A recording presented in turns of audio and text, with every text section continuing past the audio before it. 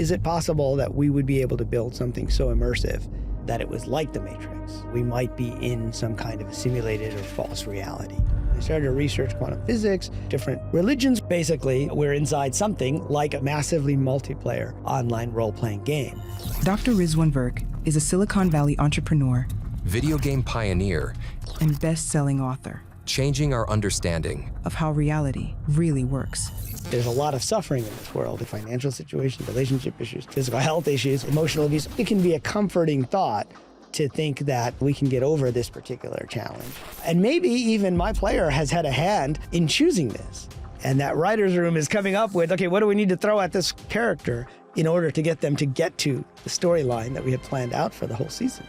When we're in the game, we're not aware that we're in the game. In almost every tradition, there is this idea of forgetfulness that happens as you incarnate. It's a really interesting way to talk about this idea of multiple timelines. The Mandela effect, I used to just dismiss it as bad memory. When you run a simulation, you often run it more than once. And when you do, you change variables. Small changes can cause big changes down the road or lots of little changes. Long story short, this might be a video game. The scientific community, they'll dismiss God, religion, NDEs aren't really real. And yet those of us who've talked to people who've had NDEs know that there's something there. If the simulation is processing constantly, then it wants to reveal itself. It's almost a way to encourage the awakening process. That brings into questions who's behind the simulation.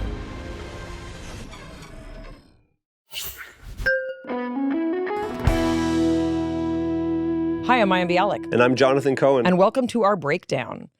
We're going to be talking today about something that I've been nervous to talk about because I didn't know how it could apply to our actual lives, our decision-making, our purpose.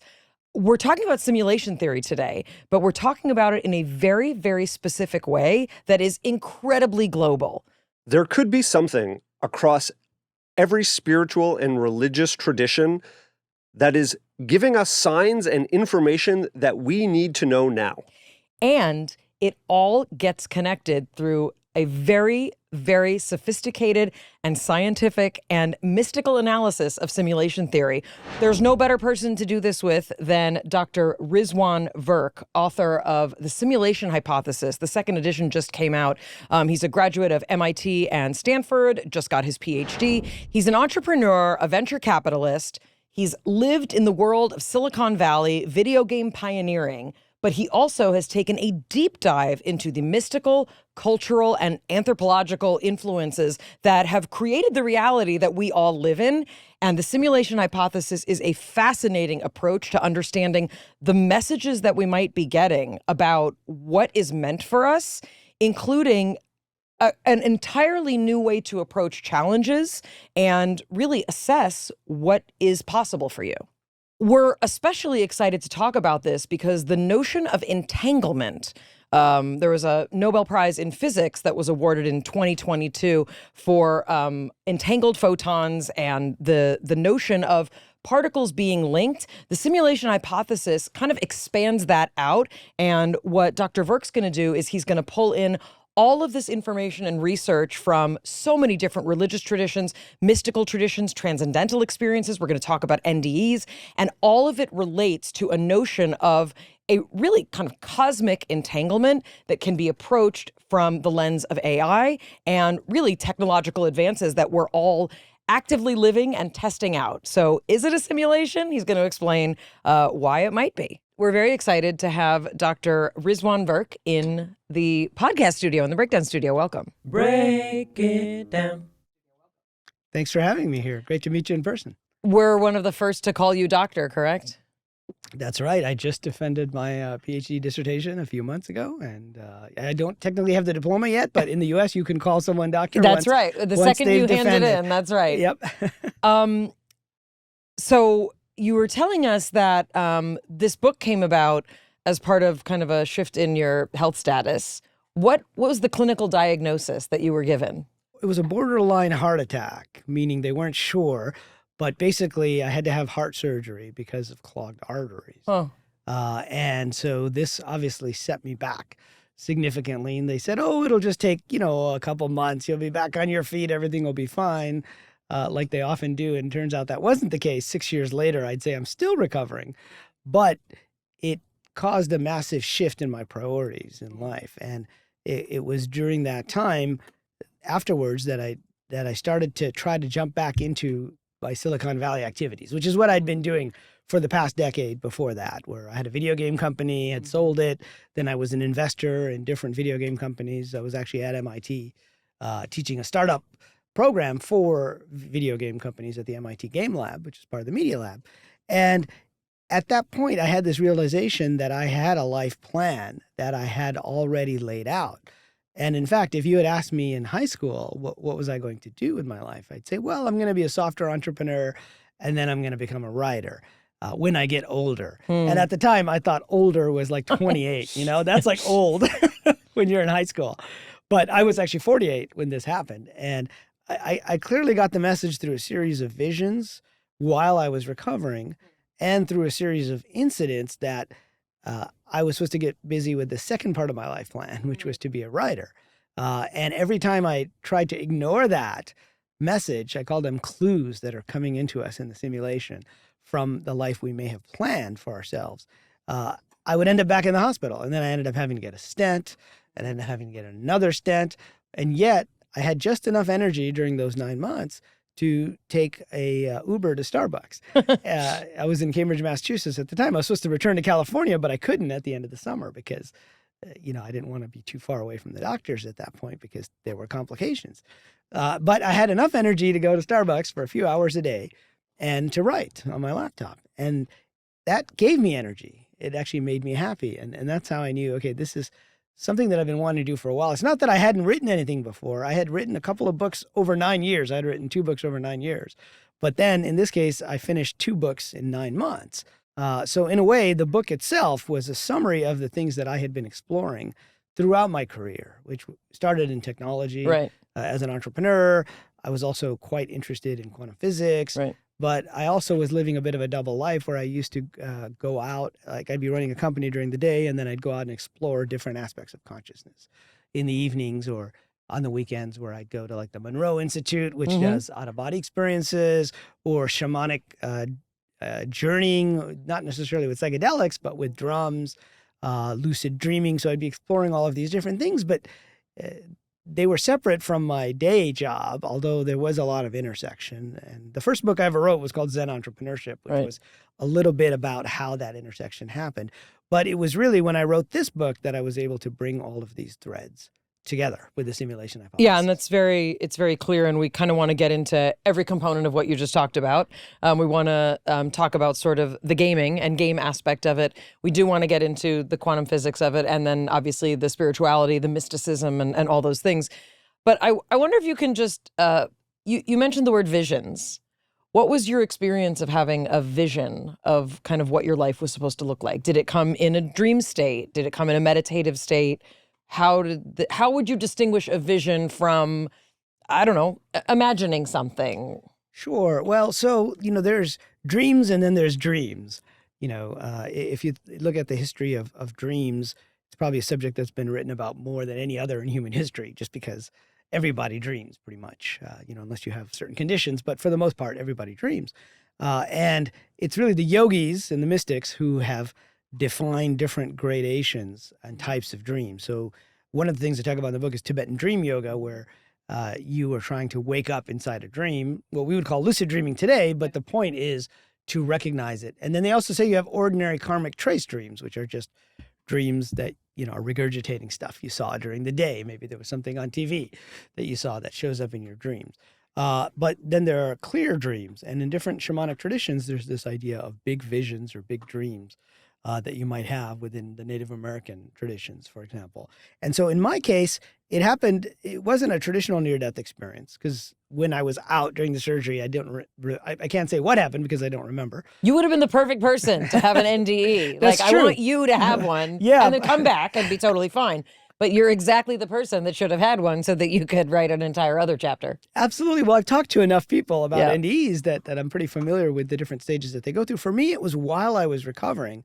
And what would happen is I'd fade in and out of consciousness. And it was in that kind of hypnagogic state, if you will, that's kind of in between. And I knew that state a little bit because I had been doing this. I mentioned shamanic journeying using the drum. The point of the drum is more to get your breathing in a certain way. And there's kind of these signals that your body has as it's falling asleep. Kind of also when you activate the parasympathetic nervous system, there's like certain clues, and maybe we all feel it slightly differently, but we can kind of recognize it. And in this case, I would recognize I was in that in-between state, and I would start to see visions. And in these visions were these monks, Tibetan monks in a building by an alpine lake. Now, later I realized that was also a image that was created personally for me because I had spent a lot of time studying that tradition. That wasn't necessarily what they were. They weren't actually Tibetan monks living by an alpine lake, because later I was able to expand and explore the vision and see, there are all kinds of buildings in different places that have been set up for different people. I call it kind of the monks at the borderlands. But during that time, they were trying to heal me, but it was in conversations with them that I started to see, they started to show me different paths that I might have taken in this lifetime. Kind of like with the chessboard. So if you and I were sitting here with a chessboard and we turned it diagonally, and each choice goes on, I have a graph like that in the book, which is interesting. But they were kind of showing me, different places. And I can't say I remember everything that happened during that time, because just like with dreams, they're hard to remember after a few minutes. But it was clear to me from the conversations that they were saying, right, that's what you're supposed to be doing. You're supposed to be writing. And now you'll have the time and energy to write, which is what they didn't say was I didn't have the time or the energy to do anything else at that point. But it was like what certain shamanic traditions might call a wish of the soul, if you will. So that's how I interpreted it. And that's when I wrote, as I said, the first edition of this book. But also I decided to pull back from being so heavily involved day to day in the business of making money, which really Silicon Valley is about technology, but day to day, it's the business of making money using technology. And I had kind of lived that life for a while. And every time, even since then, as I thought of getting back in, my plan originally was to create a big venture capital fund. That's kind of what you do after you sell your company. You start to become an investor, and then maybe you raise a big venture capital fund. But then I realized that that was just part of the conditioning that I had in Silicon Valley. Just like I'm sure here in Hollywood, there are certain conditioning and certain goals. You got this kind of groupthink going on, or people I know in the financial industry, they've got their little hierarchy of what they're supposed to do next. And I realized that was maybe the standard path, but that wasn't the path for me. Mayim Bialik's Breakdown is supported by BetterHelp. I'm sure most of us are guilty of oversharing personal problems in a group chat, or maybe even with strangers, like the barista, maybe the person delivering your mail. We've all been there. But how many times has that actually been the most helpful solution? Therapists are clinically trained and licensed, and BetterHelp's been helping people find their therapist match for over 10 years, and they have a 4.9 rating out of 1.7 million client session reviews.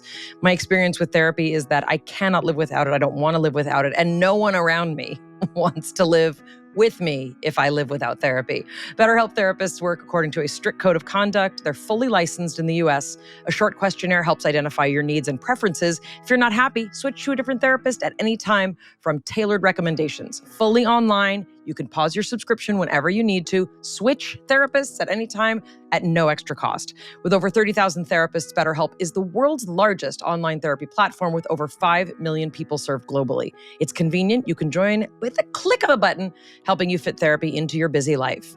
As the largest online therapy provider in the world, BetterHelp can provide access to mental health professionals with a diverse variety of expertise. Find the one with BetterHelp. Our listeners get 10% off their first month at betterhelp.com/break. That's betterhelp.com/break.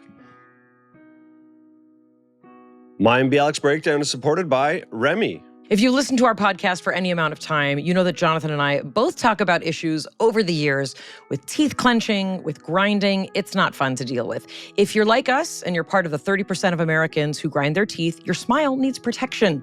There's no better solution than Remy's custom fit night guard. Both dentists and teeth grinders recommend Remy because a custom fit night guard is the best way to protect your teeth. And Remy is 80% less than the dentist and so much easier. I couldn't believe how easy this was. I was like, there is no way you can do this. You have to go to the office. You have to pay all that money. Well, you get this impression kit literally in the mail. You get step-by-step instructions. Dare I say it was fun to do. And then Remy ships you your custom fit night guard made in the USA in Las Vegas. You get a cute little case and you can start protecting your teeth that quickly. The best part is Remy's so confident that you'll find a perfect fit. They offer a 45-night perfect fit guarantee or your money back. No waiting rooms, no overpriced bills, just a better way to protect your teeth while you sleep. Try Remy risk-free at shopremy.com/break. Use the code BREAK. Get up to 50% off your night guard at checkout. That's 50% off at shopremi.com/break with code BREAK. Thank you, Remy, for sponsoring this episode. Mayim Bialik's Breakdown is supported by Thrive Cosmetics. I tend to keep my makeup look relatively simple during the summer. I focus on looking refreshed. No need to go full glam. Maybe a little cream, a little tinted lotion, mascara always, maybe a little blush, but nothing too wild or out there. Summer's about looking and feeling your best without needing to pile it all on. Thrive Cosmetics is your go-to for a simple, clean, and radiant summer look. Minimal effort, maximum impact. Everything's 100% vegan, cruelty-free, made with clean, skin-loving ingredients that work with your skin, not against it. We love that Thrive Cosmetics gives back to a ton of causes, like cancer, domestic abuse, homelessness and poverty, racial and social justice. For every product purchased, they donate products and funds to help communities thrive. One of my favorite Thrive products that I always talk about is the Liquid Lash Extensions Mascara. It's a vegan tubing mascara with over 40,000 five-star reviews. It's sweat-proof for the summer, it's very easy to remove, and it has nourishing ingredients that support longer, stronger, healthier-looking lashes over time. Maximize your look with minimal effort. Go to thrivecosmetics.com/MBB for an exclusive offer of 20% off your first order. That's Thrive Cosmetics, CAUSEMETICS.com/MBB. I'm fascinated by the fact that every time you tried to go back to the life that you had been previously living, your body shut down and gave you a clear signal and you ended up back in the hospital. Yeah, and for me, I call this a course correction, right? It's a forced course correction. And it's almost as if one of the things that I talk about in the book is this idea of NPCs versus RPGs. We can talk more about that later, but AI is conditioned off of what it's been trained off of today, which are like LLMs, large language models. And so you could say that there's a part of me that was trained by the experiences that I've had in this life, which were, in my case, there was technology in Silicon Valley and all of those types of experiences. And my conscious mind was kind of reacting in the same way that, an LLM like ChatGPT might have. What should I do next? And it would prompt you based upon that. But there was this other element that was saying to me, you're on the wrong track now. You weren't necessarily before because you got what you needed out of that experience. And now it's time to do something else. And so my body was forcing this course correction because if it didn't happen, I would probably have jumped back in to the game industry and would probably Would you have died? I may have, actually. I mean, I'm being serious. No, and I'm being serious too. I don't know that I would still be alive today if I didn't fulfill the wishes of my soul to become a writer. There's the quote of the episode. That's unbelievable. So, that's the theory behind this, of course, which I'm a full believer in, is that we're all here for some purpose and that it's our job to uncover that purpose along the way. And often huge amounts of stress or physical breakdown is a sign that we aren't getting the messages that are guiding us to how it is that we're supposed to show up for the reasons that we're supposed to be here. Right. Yes. And I think those are what I like to call the strongest clues. Like if we think of our life as a treasure hunt, which is one of the metaphors I like to use sometimes. And basically, if you think of an Indiana Jones film, like Raiders of the Lost Ark, he doesn't get the whole map to the Ark of the Covenant right away. What he gets is a clue, and he follows that clue, and that takes him to the next clue. But sometimes he has to back up because he interpreted the clue wrong. And so I almost view these as clues while we're here for our conscious mind. But in this case, it was a major clue or a massive clue, and one that couldn't be ignored. Usually we can ignore, ordinary clues are like synchronicities, where, you think of something and then there's something that happens in the world that is related to what you thought internally. So it's what Jung called an acausal connection between an internal and an external event. Even that, I think, that ties into my ideas of simulation theory, because there's something called a technological synchronicity, It was a term I got from, I think, Diana Pasulka and Jacques Vallée. But the basic idea is that there's maybe an information substrate that's creating situations for you based upon what needs to happen next. In the gaming world, we'd call it a question engine. But like the other day, I was shopping for a backpack online, and it was a specific brand of backpack. And I almost bought it, but I decided to hold off. And then later I was on the phone, and there's an ad on Facebook for that exact backpack. Now, if I knew nothing about computers, I would say, look, these two things are completely unrelated. It's like magic. It knew what I was thinking. That's what my mother says. Yeah. Like literally every day I get a text like that. Yeah. But if you know there's an information substrate behind the scenes, and in fact, I was in the advertising industry, and we used to call it registering your intent in a database. And then later the database would link it, but then something has to create that ad based upon what was there. So normally clues are created for us, I think, based upon intentions or other ideas or things that are going on. I almost view it as if there's like a part of us that's watching this, like a writer's room, if you will, the player, and we're the characters in the game, the avatars. And that writer's room is coming up with, okay, what do we need to throw at this person next, or this character, in order to get them to get to the storyline that we had planned out for the whole season. So in many ways, our advances in technology are simply mirrors of the underlying construct and rule structure of the larger universe that has created this thing that we're all in. It could be, yes. I mean, that's one of the things that I'm saying, is it could be very much so. There's a lot of presuppositions that one needs to sort of take into account when we talk about something that, to be quite frank with you, I didn't want to talk about. And I forced her. So Jonathan's been talking about simulation theory for years. And to be honest, it was something that I really just sort of like kept pushing away. It felt abstract, which it is, you know, it felt out of reach, which it is.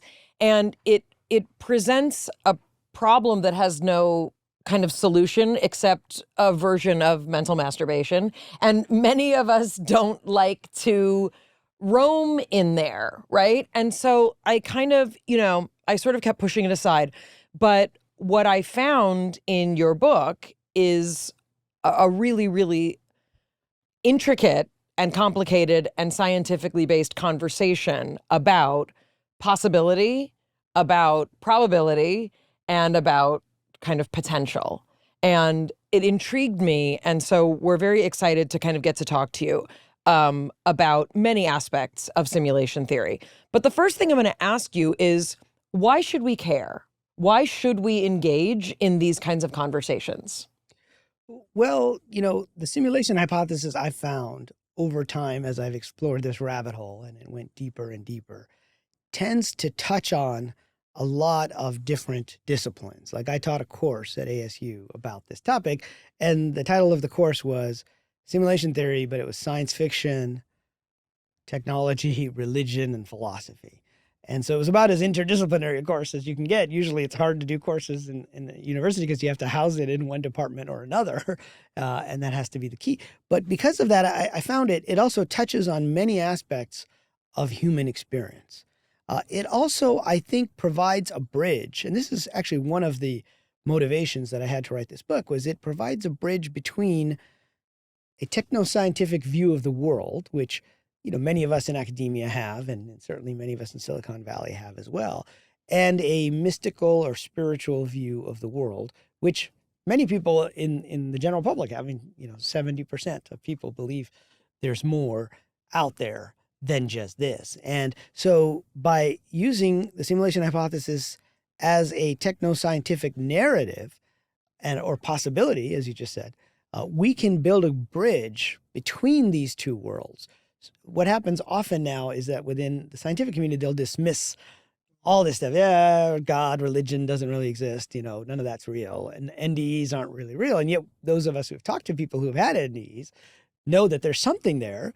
And if 1,000 people have been to China, they might all describe it slightly differently, but you can kind of intuit that there is some underlying, place called China. Maybe some people went to the mountains, maybe some people went down, to Shanghai near the coast. So they might have seen slightly different things, but it's similar enough that it's worth not dismissing it. More than that, I found that simulation theory for particularly younger generations is a way to cut and connect different religious faiths as well. My family's Pakistani, and of course you have Pakistan and India, that are always kind of going at it with each other, and the whole separation happened primarily because of religion and people's ambitions, and long story there. But I found that using this metaphor was a way to connect the younger generations of different faiths as well, to say, once again, what if all of these faiths are saying something that is ontologically true, but you can't take it literally because all these texts were written, thousands of years ago. So they had to use language that would have been understandable in the culture of the time and with the technology of the time. And that's where I think it's a useful metaphor. On the scientific side, there's also this idea, one of the propositions, there's like 4 or 5 propositions. I don't think I spell them out so much in the book, although I mentioned them, which make up the simulation hypothesis. And the first is that the world consists of information, not physical. We can talk more about that.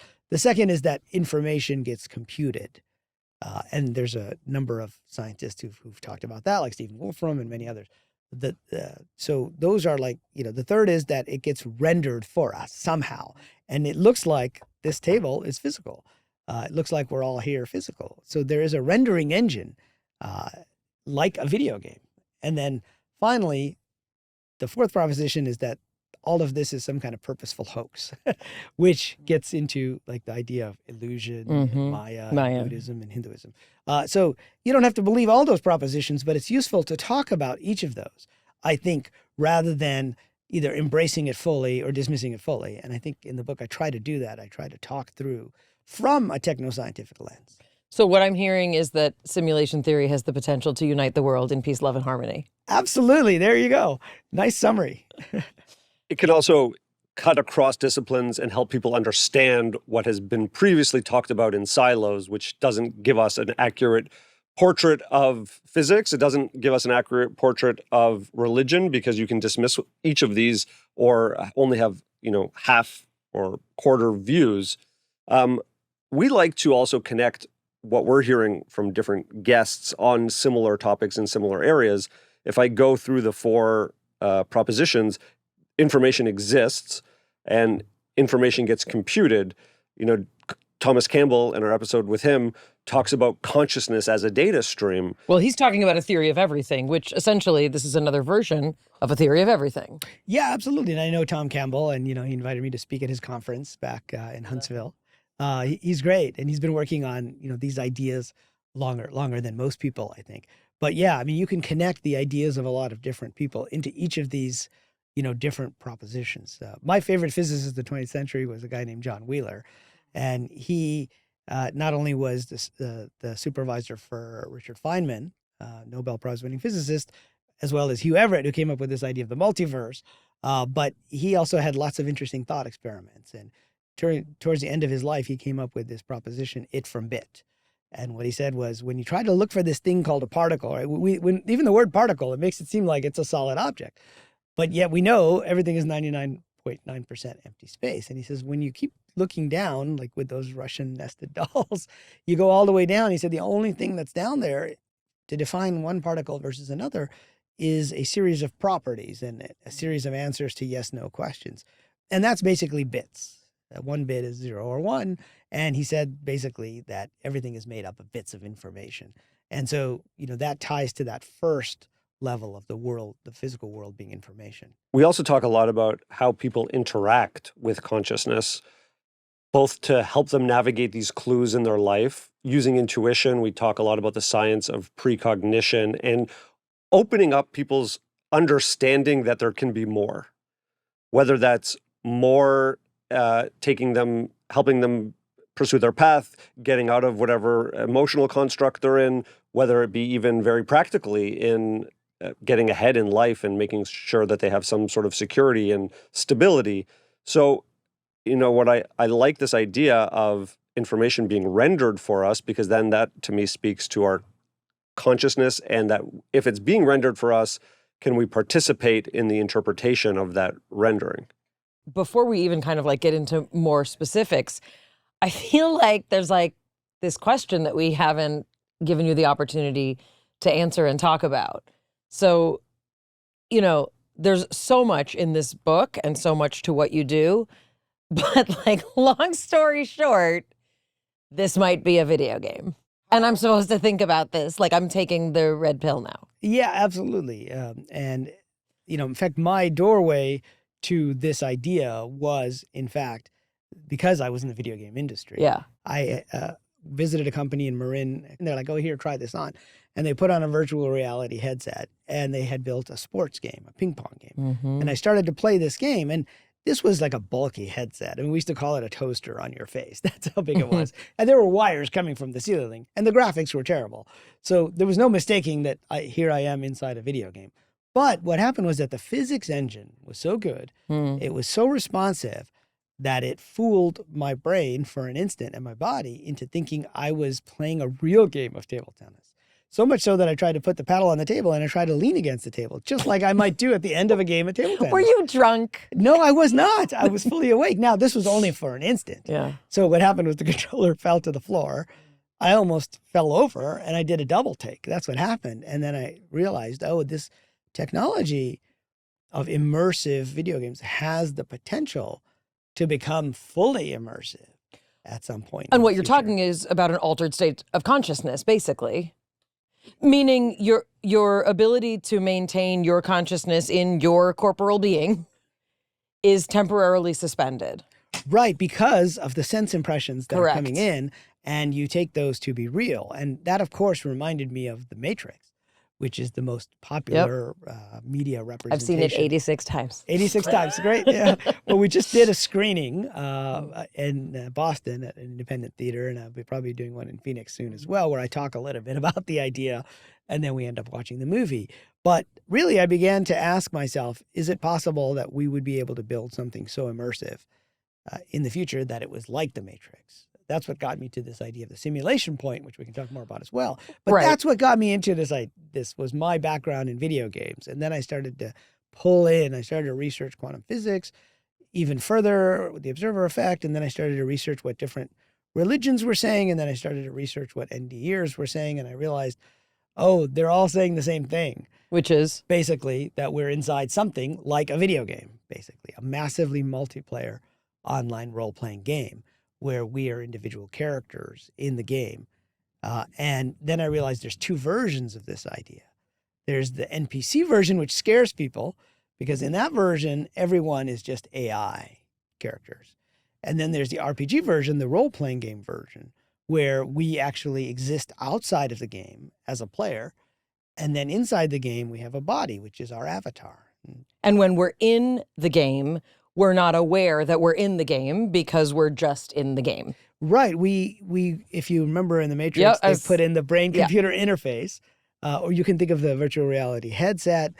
In almost every tradition, ancient traditions, there is this idea of forgetfulness that happens as you incarnate. And the Greeks have Lethe, the river of forgetfulness that you have to cross. In the Chinese traditions, you have Meng Po, the goddess of forgetfulness, and she brews the tea of forgetfulness that you drink. And within the Sufi traditions, you have the 70,000 veils between you and ultimate reality, between you and God. And so there's this idea of forgetfulness. And then in Judaism, we have Lilith, who an angel places their finger here so you forget everything you learned in the womb. That's good, because I've been looking for what is the Jewish equivalent of I'm this. happy to fill you all in. Yeah. That's great, because Yes. part of where I ended up was to realize that these ancient stories, I mean, that they weren't trying to say necessarily that there's one angel named Lilith who goes to every single 7 billion babies, but it's more like a function. The angel is more like a function that gets computed, for lack of a better term, or that runs like a subroutine on every person. And that function in this case is the function of forgetfulness. And so many of the angel stories, and even the minor gods in the Hindu pantheon, they're describing a function or a metaphor more than an actual physical being of a specific angel. Otherwise, you'd have to have billions of. But like my name, Rizwan, actually is the Islamic equivalent of St. Peter. And so again, we have it in both of these, the world's two largest religions, Christianity and Islam, you have this idea of an angel that sits at the gate of heaven. I don't think they meant there's an actual one person. There's so many good jokes about what the angel says when you get there. It's like, I thought that's what it's for. That's really what it's for. Absolutely. But you have to put it into a language that the people of the time would understand. Sure. And so they would understand the idea of an angel because it's sort of easier to personify that. Mayim Bialik's breakdown is supported by Green Chef. Wow, do we love summer over here? Maybe not a hot take, but I think most people would agree. What better time to capture some of that summer magic and create healthy meal habits that last than with Green Chef, the #1 meal kit for clean eating? Green Chef makes it super easy to spend less time in the kitchen and more time on the beach or whatever you want to do in the summer with their new Heat and Eat meals. Enjoy a delicious, wholesome meal in 3 minutes. Perfect for supporting your wellness journey, Green Chef recipes feature fresh, organic, seasonal produce and 100% responsibly sourced proteins to help you feel your best. Green Chef's clean, real ingredients help build lasting, healthy habits without the hassle. You can enjoy salads ready in just 5 minutes, protein-filled breakfasts, or nutrient-rich smoothies to fuel your day. Green Chef is ready to nurture your nutritional needs with 80-plus dietitian-approved weekly meal options. Green Chef makes it easy to find meals that fit your lifestyle. You can pick from Mediterranean, gluten-free, plant-based, protein-heavy, even gut and brain health. Calorie-smart choices, too. The recipes change every week, and with week-to-week flexibility, you can adjust your plan to match your mood and your schedule. I love that they have a plant-based plan. So many places don't have that option, and obviously, we both love the gluten-free plan. Make this summer your healthiest yet with Green Chef. Jonathan, where do they go? Head to greenchef.com/50break and use code 50break to get 50% off your first month. Then 20% off for 2 months with free shipping. That's code 50break at greenchef.com/50break. Mayim Bialik's breakdown is supported by Symbiotica. Feeling confident in your skin starts inside. Symbiotica gets that, whether your goal is radiant skin, yes, more energy, okay, or better gut health, Symbiotica's clean, high-quality ingredient supplements you can actually absorb and trust are here to help you feel your best all summer long and glow from the inside out. They've become a staple in our routine for sure. We recently started taking Symbiotica's Magnesium L3 and 8. It is a must-have for focus and for mood. I am so glad I found out about this.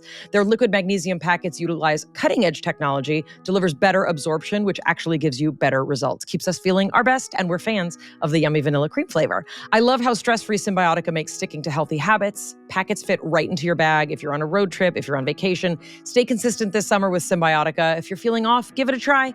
Go to symbiotica.com/break. Get 20% off plus free shipping. That's symbiotica.com/break for 20% off plus free shipping.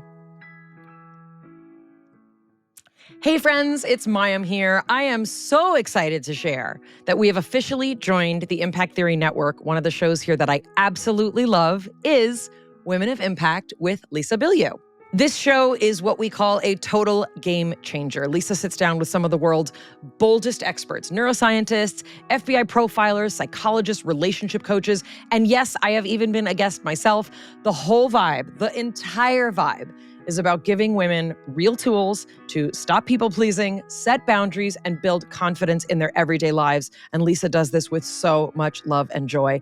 Let me tell you, she asks bold, no-fluff questions that really make you think, and her own story is absolutely incredible and inspiring. She went from being a so-called good Greek housewife to co-founding a billion-dollar company, writing a best-selling book, and now hosting this powerful podcast that's all about helping women step into their power. So definitely check out Women of Impact. It's smart, it's bold, it's inspiring, and you can find it wherever you listen to podcasts. If we're not just thinking for thinking's sake, which I love doing, how does my life change if I conceive of the fact that this may be a simulation? Well, that's a good question. And some people say not at all, but I actually find it an interesting way to think about challenges in life. Okay. So coming out of the video game industry, there's actually a rule that was put forth by a guy named Nolan Bushnell, who was the founder of Atari. So we're going back way back. And when I was a kid, those are the games I used to play, like the Atari games. And it was more like a rule of thumb. It wasn't a rule per se. And it was make the game easy to play, but difficult to master.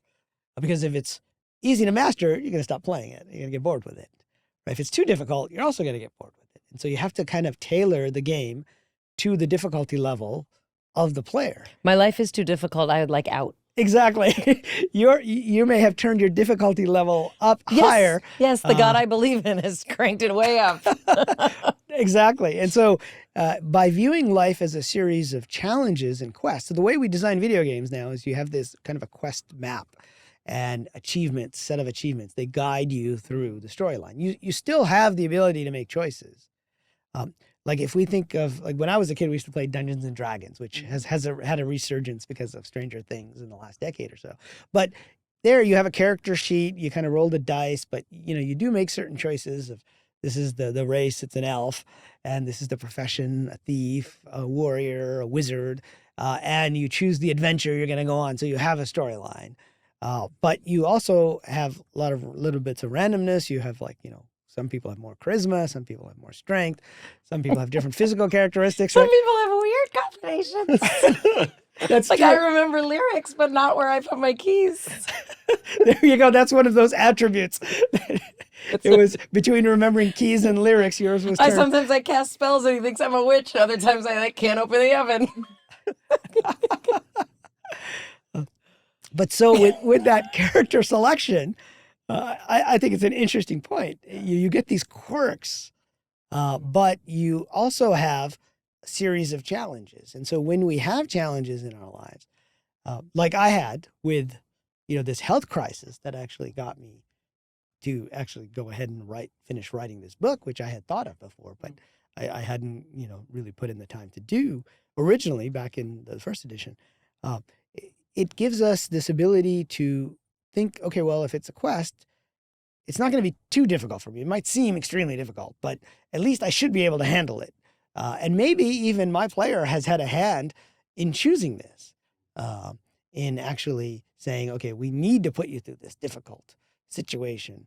Why? Okay, now we're in metaphysical space. We can speculate on why, especially when people go through very difficult situations. And we go through financial situations, we go through relationship issues, we go through physical health issues, which is what I had in this case, emotional abuse, all kinds of issues. But it may also be that they're multiplayer quests.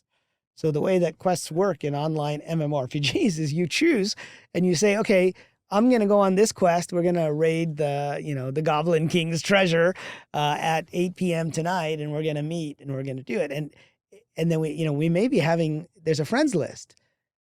And in a friends list in a game, there's the visual world, which I call the rendered world. But then there's all this other stuff. There's like a little chat box on the side. The chat box is very noisy. And you may be sending each other messages all the time, coordinating. You think it's a child, but it's a grown man. That often happens too.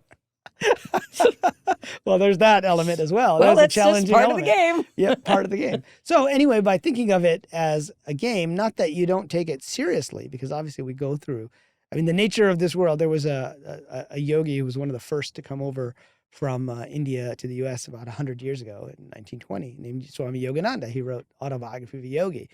And, he basically said the nature of this world is not ceaseless joy, that there's a lot of suffering in this world. And so how do we deal with it? I think it can be a comforting thought to think that, hey, we can get over this particular challenge and we can continue on and it becomes part of our story. Maybe we can turn these bad situations into something positive for us moving forward.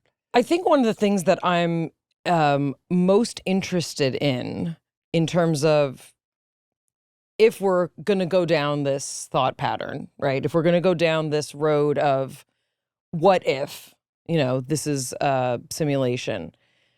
Of course, the thing that I most am interested in is proof or evidence, right?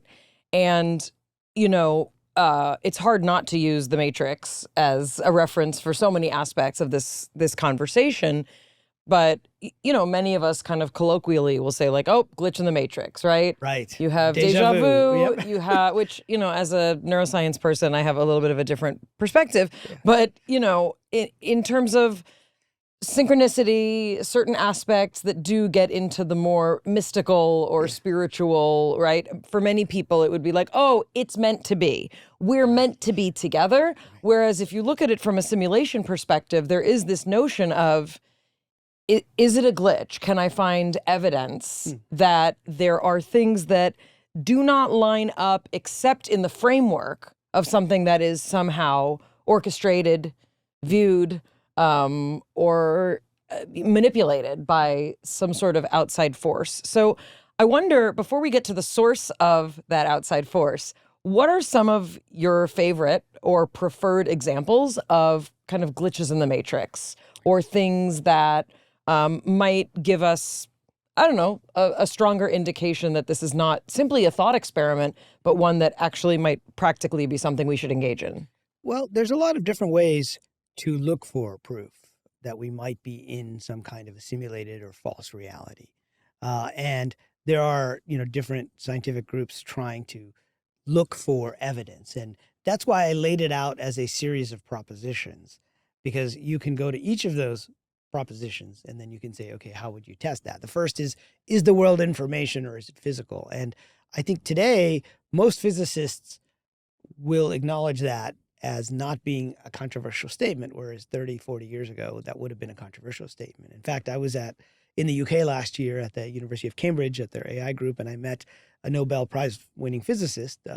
And so I walked him through this and he goes, yeah, that's not controversial anymore. There's like a whole area of physics called digital physics, which, when I was growing up, we learned about conservation of momentum, conservation of energy, and now there's conservation of information. So the first question is the universe physical or is it not? And I think there are indications that it may not be. This is useful when you get to the second proposition, which is that the universe is computing, and what we think of time is really the processing of these instructions. Like if you were inside a simulation, you would end up having discretized pixels that would define the physical world. And you might even have discrete time intervals, which is like the clock speed of a simulation. Now, there's a guy named Stephen Wolfram, and he's put together this whole theory that basically time is operating of different types of computer programs. And he's been able to derive, various aspects of relativity, for example, in this model, where space-time becomes an emergent property. And there's a lot of other people who have talked about space-time not being fundamental, but it's emergent of some type of an information algorithm or compression. And for me, this ties to the observer effect, which is one of the most interesting clues, if you will, that reality is not what it seems, and that we don't live in a Newtonian classical physics world, even though it appears that way on a day-to-day basis. The notion that matter exists as both a particle and a wave, and by a wave meaning you can't know exactly where it is at any point in that wave because it's a wave function. And when it acts as a particle, it has a discrete location. This is here. But the problem, I'm telling you because the problem with this is that it's only once we observe something that we can actually know where it is, which means when we're not observing it, it could be any number of places. So Schrodinger's cat, at any given time that you put it in the box, it's alive or it's dead. The only time we know what it is when we look at it, except what happens when we weren't looking at it. This is the observer. Is that did I do okay? Yeah, I think that was a good explanation of the observer effect. And the basic idea is common sense tells us that the cat, like if we use Schrodinger's cat as a way to explain the double slit experiment, where with double slits, you have two slits, and the light going through, if it's a particle, it would have to go through one of those slits. So like a piece of paper, two slits. If it's a particle, it's gonna be either here or it's gonna be there. Yeah. Those are your choices. But until then, we say it's in a state of superposition. I'm your assistant right now. Oh yeah, perfect. Yeah. We say it's in a state of superposition, right? Which means there's two different positions and we don't know. And so the cat is both alive and dead. And this is what quantum mechanics is telling us, which is the opposite of common sense. Common sense tells us we just haven't looked in the box, but it's either alive or dead. It can't be both. Right. But it's both. And so the rule seems to be only when there's an observer, and there's some debate on what type of observer it has to be, whether it has to be a measurement or some type of interaction. But basically, when I looked at that, I thought of how we build video games. And the reason we can build MMORPGs today, like World of Warcraft or Fortnite or any of these three-dimensional games is because we don't have to render the whole world. We only have to render the part of the world that your character, your avatar is in. Now, notice you guys both have sort of computers or tablets in front of you. And if this were a video game, your characters might be in the same room, but you're actually rendering it separately, and there's a server that's keeping track of things. Like I have my perspective, Yes, right? yeah. And you have your perspective. So in World of Warcraft, if your avatar is looking this way, that's your proscenium. Yes. But if another player enters, you have a completely different proscenium that I'm then part of.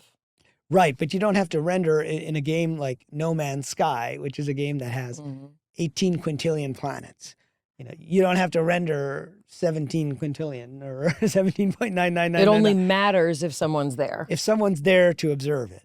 And there might be multiple observers, in which case we have something in computer science we call caching, which basically we store the information. Like C-A-C-H-E? Yes, C-A-C-H-E. Like clear cache? Yeah, that's exactly what that is. It's because the browser is caching, meaning it's storing some values so that it doesn't have to go to the server to get them. It's got them locally. That's what a cache is.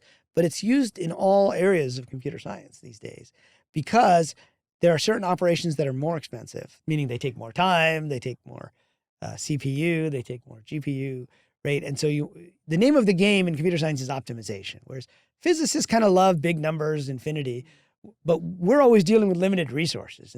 And so if you try to build a game like Fortnite or World of Warcraft in the 80s, when I was a kid, we had like Commodore 64s and Apple IIs, and we had 8-bit, Ataris, and later Nintendo came about.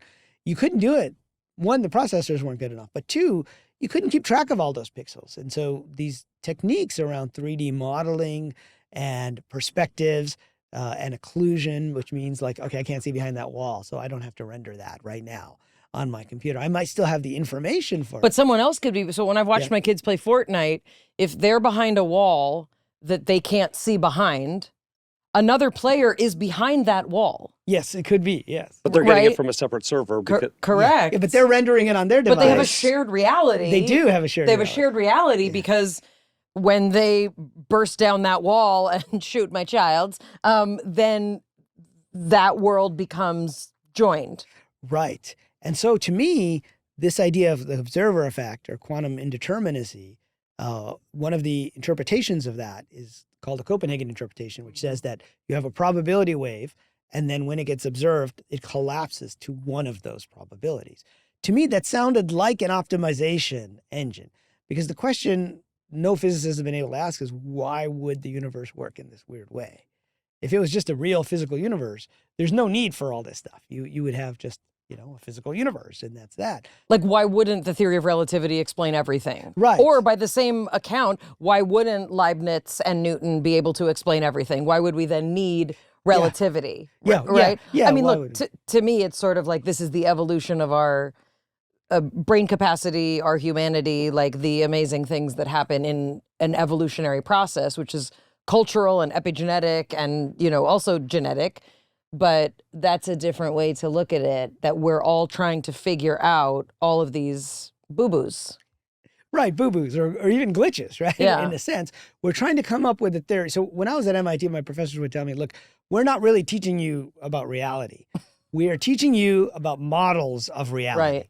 Right. And if the model is useful, like Newton's laws of physics, I mean, they're quite useful for, shooting off rockets or to whatever. a certain point. To a certain point, exactly. And then there's exceptions. But the models are only useful to a certain point. The map is not necessarily the territory, to use an old expression. But for example, when I like to use the example of when scientists thought that reports of rocks falling from the sky were ridiculous. Why? Because there are no rocks in the sky. Therefore, how could they possibly fall from They the called sky? people crazy, and people said, I'm seeing rocks. They're falling in my yard. Exactly. And then it wasn't until there was a mass sighting outside of Paris that then the Royal Society sent a scientist out there who talked to enough people. He said, okay, this sounds like it could be real. And this ties back to glitches, right? Because it's when you have enough reports of these glitches that I think they should start to be taken a little more seriously. So now I can answer your question about glitches. Let's start with Berenstain Bears. Okay, you want to start with the big one, Mandela effect. I do. Okay. I want to start with the Mandela effect, which we literally were fighting with my children about this morning. For people who don't know, the Mandela effect is when a group or a minority of individuals remember something historically that the majority do not remember or remember having occurred differently. And it was named after Nelson Mandela, who many people remember dying in prison. Now, what's interesting, the blogger who named this back in like 2010, I think it was a woman named Fiona Broom, and she was at a Comic-Con convention, so like Dragon Con. All the good things happen there. All the things. And she was in a room with the Star Trek actors, like the original series of Star Trek actors. And, you know, I mean, I'm sure, you know, you've had your interactions with Star Trek fans. They know their stuff, right? Oh, yeah. They know their episodes. And the That's guys, why we never talk about it, because I'm afraid I'll say something wrong. But members of the audience remembered this specific episode. And they're like, don't you remember this happened and this happened? And other people chimed in and said, yeah, and then this happened. And the actors on stage were like, we never shot an episode like that. What are you talking about? And so that gave her the idea that there may be groups of people remembering things differently. And so then this phenomenon, which is called the Mandela effect, you know, has taken off online. So it's become an online phenomenon. Well, Luke, I am your father. That's the most famous one, probably. Of the Star Wars nerds, I always knew that's not what was happening. Okay. Because that's not what he said. So I was not one of those people. Okay, so you were in the majority Correct. in this case. Yeah. The Fruit of the Loom logo has never had a cornucopia. Everybody thinks it has a cornucopia. Right, but some of us remember it as having had a cornucopia. Correct. And the Bernstein Bears is another one. Yeah, so people say Berenstain Bears. I just think because there's other Steens in our culture. There's Leonard Bernstein. Yeah. You know, there's all these Steens. It was assumed that it was assumed that it was the glitch in the Matrix. It was assumed that it was the AI Berenstain. controlling you will not allow you. Berenstain Bears. It's Berenstain. It's spelled Berenstain, like everywhere. Another one, Mirror, Mirror on the Wall. Apparently people remember that as Magic Mirror on the Wall. That just sounds dorky. What do you remember? Mirror, mirror. Yeah, I remember Mirror, Mirror. But if you look at it today, it's Magic Mirror. No, it's not. Yes, there you go. You are part of the, in this case, perhaps even majority who remember it differently than what it is today. The internet is wrong. But my point is that the Mandela effect is a phenomenon in that people remember things differently. Now, what is the source of that phenomenon and how seriously should we take it? I used to just dismiss it as bad memory. Or collective mismemory. Yeah, collective mismemory. Right. But then, you know, a colleague of mine from MIT, he said, you know, simulation theory might provide an interesting explanation. Because when you run a simulation, you often run it more than once. And when you do, you change variables. And there's this whole idea that small changes can cause big changes down the road, or they can cause lots of little changes down the road. So if you were to run these events again, I'll give you another example. I mean, Magic Mirror on the Wall is blowing my mind. There's one that's blowing your mind because it's blowing my mind. You're pretty sure what it was, and so am I. I mean, that's the one that I do remember. Now, where it gets interesting for me, because some of these, it's a letter here, it's a letter there, is when people have proximity to a subject, like the Star Trek fans. Sure. Okay, or it has significance in their lives. Like, for example, the Reverend Billy Graham died in, I forget what year he died in, but there are people who claim their parents are followers of the Reverend Billy Graham, evangelicals, and they remember him dying years before, and they got magazines in the paper. What? And so, you know, that's when I think it becomes interesting, is when you're closer to it. And that's why some of these I kind of discount as bad memory or faulty memory. Sure. But when you start talking about major events, like, for example, there's one blogger that I came across who was a journalism student who went to visit Nelson Mandela in prison. No. And she couldn't get in because he was ill. And she went back, and then she worked for like NPR or something after she graduated a few months later. And then she says he died. Now, if you went to South Africa to see Nelson Mandela, you're not going to mistake him for Stephen Biko or another African leader. He's pretty well known. And then you get into scripture, okay? Biblical scripture in particular. You've probably heard of the Isaiah line about the lion and the lamb. Yeah. It's not there. Search for it. It says What's the wolf the line? will lie with the lamb. That's right. Yeah, and there's something about a lion later in the verse, I think, or something like that. But Yes. people remember this line very clearly. And Now the lamb lies with the lion, is what later people say. on, Yeah. it's like the wolf will lie. The wolf shall dwell with the lamb, the leopard shall lie down with the kid, the calf and the young lion and the fatling together, and a little child shall lead them. But people don't remember it that way. And so when it comes to scripture, people tend to memorize this stuff word Don't get me for word. started. Yep. Right. Yeah, exactly. For good or for bad, they tend to memorize. And so that's what got me to take the idea more seriously. And then I began to look for, and there's another interesting one. Do you remember Tiananmen Square? Yeah. Do you remember the tank? Yes. Yeah. Yeah. What happened to that guy in front of the tank? I don't remember. I mean, my choices are he was run He was over or he not? wasn't. He wasn't run over. I remember him as not being run over. I remember him as not being run over.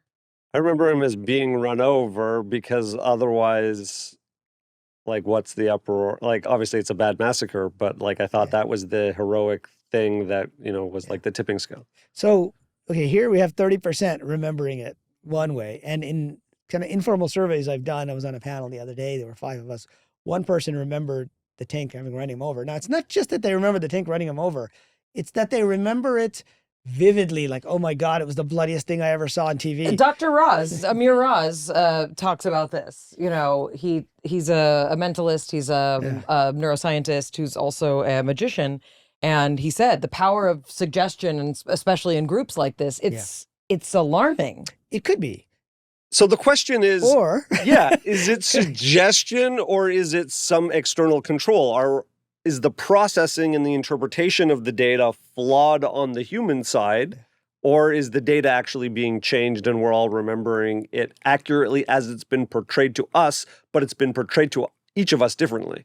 Right. Well, I wrote another book called The Simulated Multiverse that delves heavier into this idea, because now we're into this idea of multiple timelines. And what happens is when you run a computer process and then you run another process, the old information is there in memory until it needs to be cleaned up. So there's actually a process called garbage collection that takes place when needed. That's called thinking in the human brain. Right. Or some people think dreams as a form of garbage collection. So I was just going to say, the human brain does a lot of the things that we're talking about. Yes. And many of your descriptions of a potential simulation is also not just the way that computer programming works. Computer programming, I mean, I would say it's based on the best computer that we've got, which is the human brain that evolved without any need of us doing anything, right? So when you talk about storage, broadly. well, when you talk about storage and when you talk about history and you talk, I mean, to me, I hear a lot of the mechanisms for memory in particular as, I don't know, some version of the organic processor that we all walk around with, right? Right. And I think, neural nets are based on kind of a simplified version of neurons. And so like today's AI is very I don't like the word simplified because like this came before this. No, I'm saying that the neural net is the simplified version of the neuron is much more complex. As far as I understand. That there was a simple idea of what the neuron did, and that was what was used in the perceptron, which was the first kind of. So if we think about sort of the ability of the human brain then to have intuition, to dream, to identify synchronicity, to feel connected, right, in ways that drive decision making, you could say that this is also information that we have stored that we are also then able to recall. You could, but then again, so first of all, I don't believe in every Mandela effect, but I think it's a really interesting way to talk about this idea of multiple timelines. And because in a simulated world, there's no reason you can't run. In fact, you would run the simulation more than once. And so during the writing of this book, I interviewed the wife of Philip K. Dick, Tessa B. Dick, and she said to look closely at this speech that he gave in Metz, France back in 1977. And there's a famous line from that speech, which inspired the Wachowskis to make The Matrix, and many other individuals were inspired by it. And he said, "We are living in a computer-programmed reality." But she's encouraged me to go back and read the rest of that of the speech or watch it, because he actually ad-libbed that line. It wasn't there in the written version of the speech. And if you listen to the rest of it, he says, "And the only clue we have to it is when some variable is changed, some alteration occurs in our reality. We would have a sense of deja vu, that we were saying the same words again, that we were hearing the same words again." And basically that speech was about this idea of parameters being changed and the simulation being run forward. And so again, we can try to dismiss all of these glitches. You can dismiss near-death experiences, you can dismiss out-of-body experiences, you can dismiss precognitive dreams, yet they still happen. So science is dismissing it is not making them go away. It just makes us more comfortable that we know the explanation when we may not know the explanation. So that's, I think, an interesting way to think about multiple timelines. So let's talk about precognitive dreams. So you were asking me about glitches. So here's another one that many people have experienced. And I experienced this myself. It was sort of one of the reasons that I got interested in exploring different aspects of consciousness. Like, for example, I had a dream one day. I was running a startup, and I had a dream one day about a competitor of my startup. And I wrote about this in my first book, Zen Entrepreneurship. And I thought that was really weird. Like, I've never dreamed about this guy before. It's just a bizarre dream. And I hadn't heard from this competitor of ours for like at least a year, maybe even 2 years. So I assumed they're just gone. So I walk into the office that day, and I get a call from IBM, who was our business partner. We built products for their platforms. And I get a call from them saying, oh, we're going to release a new product today. You've been a good partner. We kind of want to let you know before we do the announcement later today. By the way, unfortunately, this product is going to crush your product, but we just wanted to let you know. And so I said, well, okay, how come I've never heard of this before? IBM's a big company, leaks, all this stuff. He goes, well, do you remember that competitor of yours? You know, this guy, Mark, from such and such company? We bought his company about 1.5 years ago. And we're just now announcing the product, and we kept it secret this whole time. And so the dream happened in the morning. The event happened afterwards. And to me, that's a kind of glitch, right? Normally, if it was just garbage collection, the dream would happen after I had heard of it. So it fits into that area of precognitive dreams. And people have these dreams all the time. It's just something that happens. So that's a kind of a glitch. Okay, we happen to have recently spoken to an expert in precognitive dreams. We spoke to Dr. Julia Mossbridge. Yeah. And she has kind of specific criteria. I don't mean to burst this bubble, because I think there's something very interesting. But what she talks about is, I mean, first of all, it's not like you had, I'm just going to like play with this for a second. If you had dreamt like about a distant friend's grandmother. Right. And then you found out that she had entered the sector and come to like take over your business, that would be more surprising than someone who already. What do you think? Okay, I'm gonna. No, meaning. I mean, the chances of that happening so rare on that day, on that morning, it's very rare. It's so unlikely. 100%. Yeah. Julia Mossbridge would say we need more conditions. I don't think so. I think Julia would say that is a high likelihood of a precognitive event. My question is actually, is that a glitch in the matrix or an expansion of the capability of the player? Right. And that's an interesting question. And so if we view, so these things I don't think can be explained in a purely materialist paradigm. We can argue that if you want. What I try to do in this book is say, okay, let's take these guys seriously for a moment. Let's assume that's the case. Is there a model? Because rather than science just dismissing everything, which is kind of what happens, most scientists, not all, like Julia Mossbridge, there's others that look into these phenomena. Thomas Campbell talks about out-of-body experiences. That was how he got started. So there's a lot of different scientists who take these phenomena very seriously. Near-death experiences, I think you had Bruce Grayson on recently. But most scientists just dismiss it. But I like to take the approach to say, well, in a materialist world, you would dismiss it just like the rocks falling from the sky, because you say there's no mechanism for that. That's just people acting crazy. That's just what people do. It's just the brains of peasants who imagine things. But I might say, well, what if we expanded and looked at a different way of modeling? Because again, our science is just models. It's not reality. These are models that we can understand of the universe. And so if you think of a player outside the game and a character inside the game, the player can see what's coming next. He can also project, run different scenarios. He can try to send messages to try to direct their character to do certain things. Now, what would be the purpose of a precognitive clue? In my case, there was nothing I could do about it. So, I mean, I studied with a guy named Robert Moss, and he was the one who did like shamanic dream work. He's steeped in like the Aboriginal culture. He's from Australia, but also the Iroquois cultures in upstate New York. And we would have groups of people who would share their dreams. And there are many times when people have had a precognitive dream of a potential crash around a particular, say, curve in the road with a certain car in front of them, and then they recognize it, and then they're just much more careful, and it doesn't happen. There's an idea that dreams could be a kind of threat simulation, running these things that might happen that could end up causing us bad things to happen. So it's a way to like run these simulations in our nighttime dreams. And so it's possible that the player could be directing us in a certain way and sending us clues. It could also just be glitches to show us that, in fact, for me, that dream set me down a path of wanting to explore more of these non-traditional methods. I mean, until then, I would say I was pretty left-brained. I was probably more in the camp that a lot of neuroscientists are in, and all of my colleagues at MIT are in, which is, mystical experiences don't exist. It's just a bunch of random firings of neurons, et cetera. But for me, the clue set me in a different direction. And I think that is one way you could try to explain these types of glitches in a different model. Just like with the Mandela effect, I mean, if people are that close to something, they're just less likely to mistake it. Then, I would remember if, say, Mark Hamill died or Harrison Ford died being a Star Wars fan, or Jean-Luc Picard died, right? But I wouldn't necessarily know when the Reverend Billy Graham died. It's just not something that I'm paying attention to. So I think these glitches happen, but if we expand our way of thinking about the world. My other favorite one is related to near-death experiences. And this is where we tie to what the religious traditions have been telling us as well.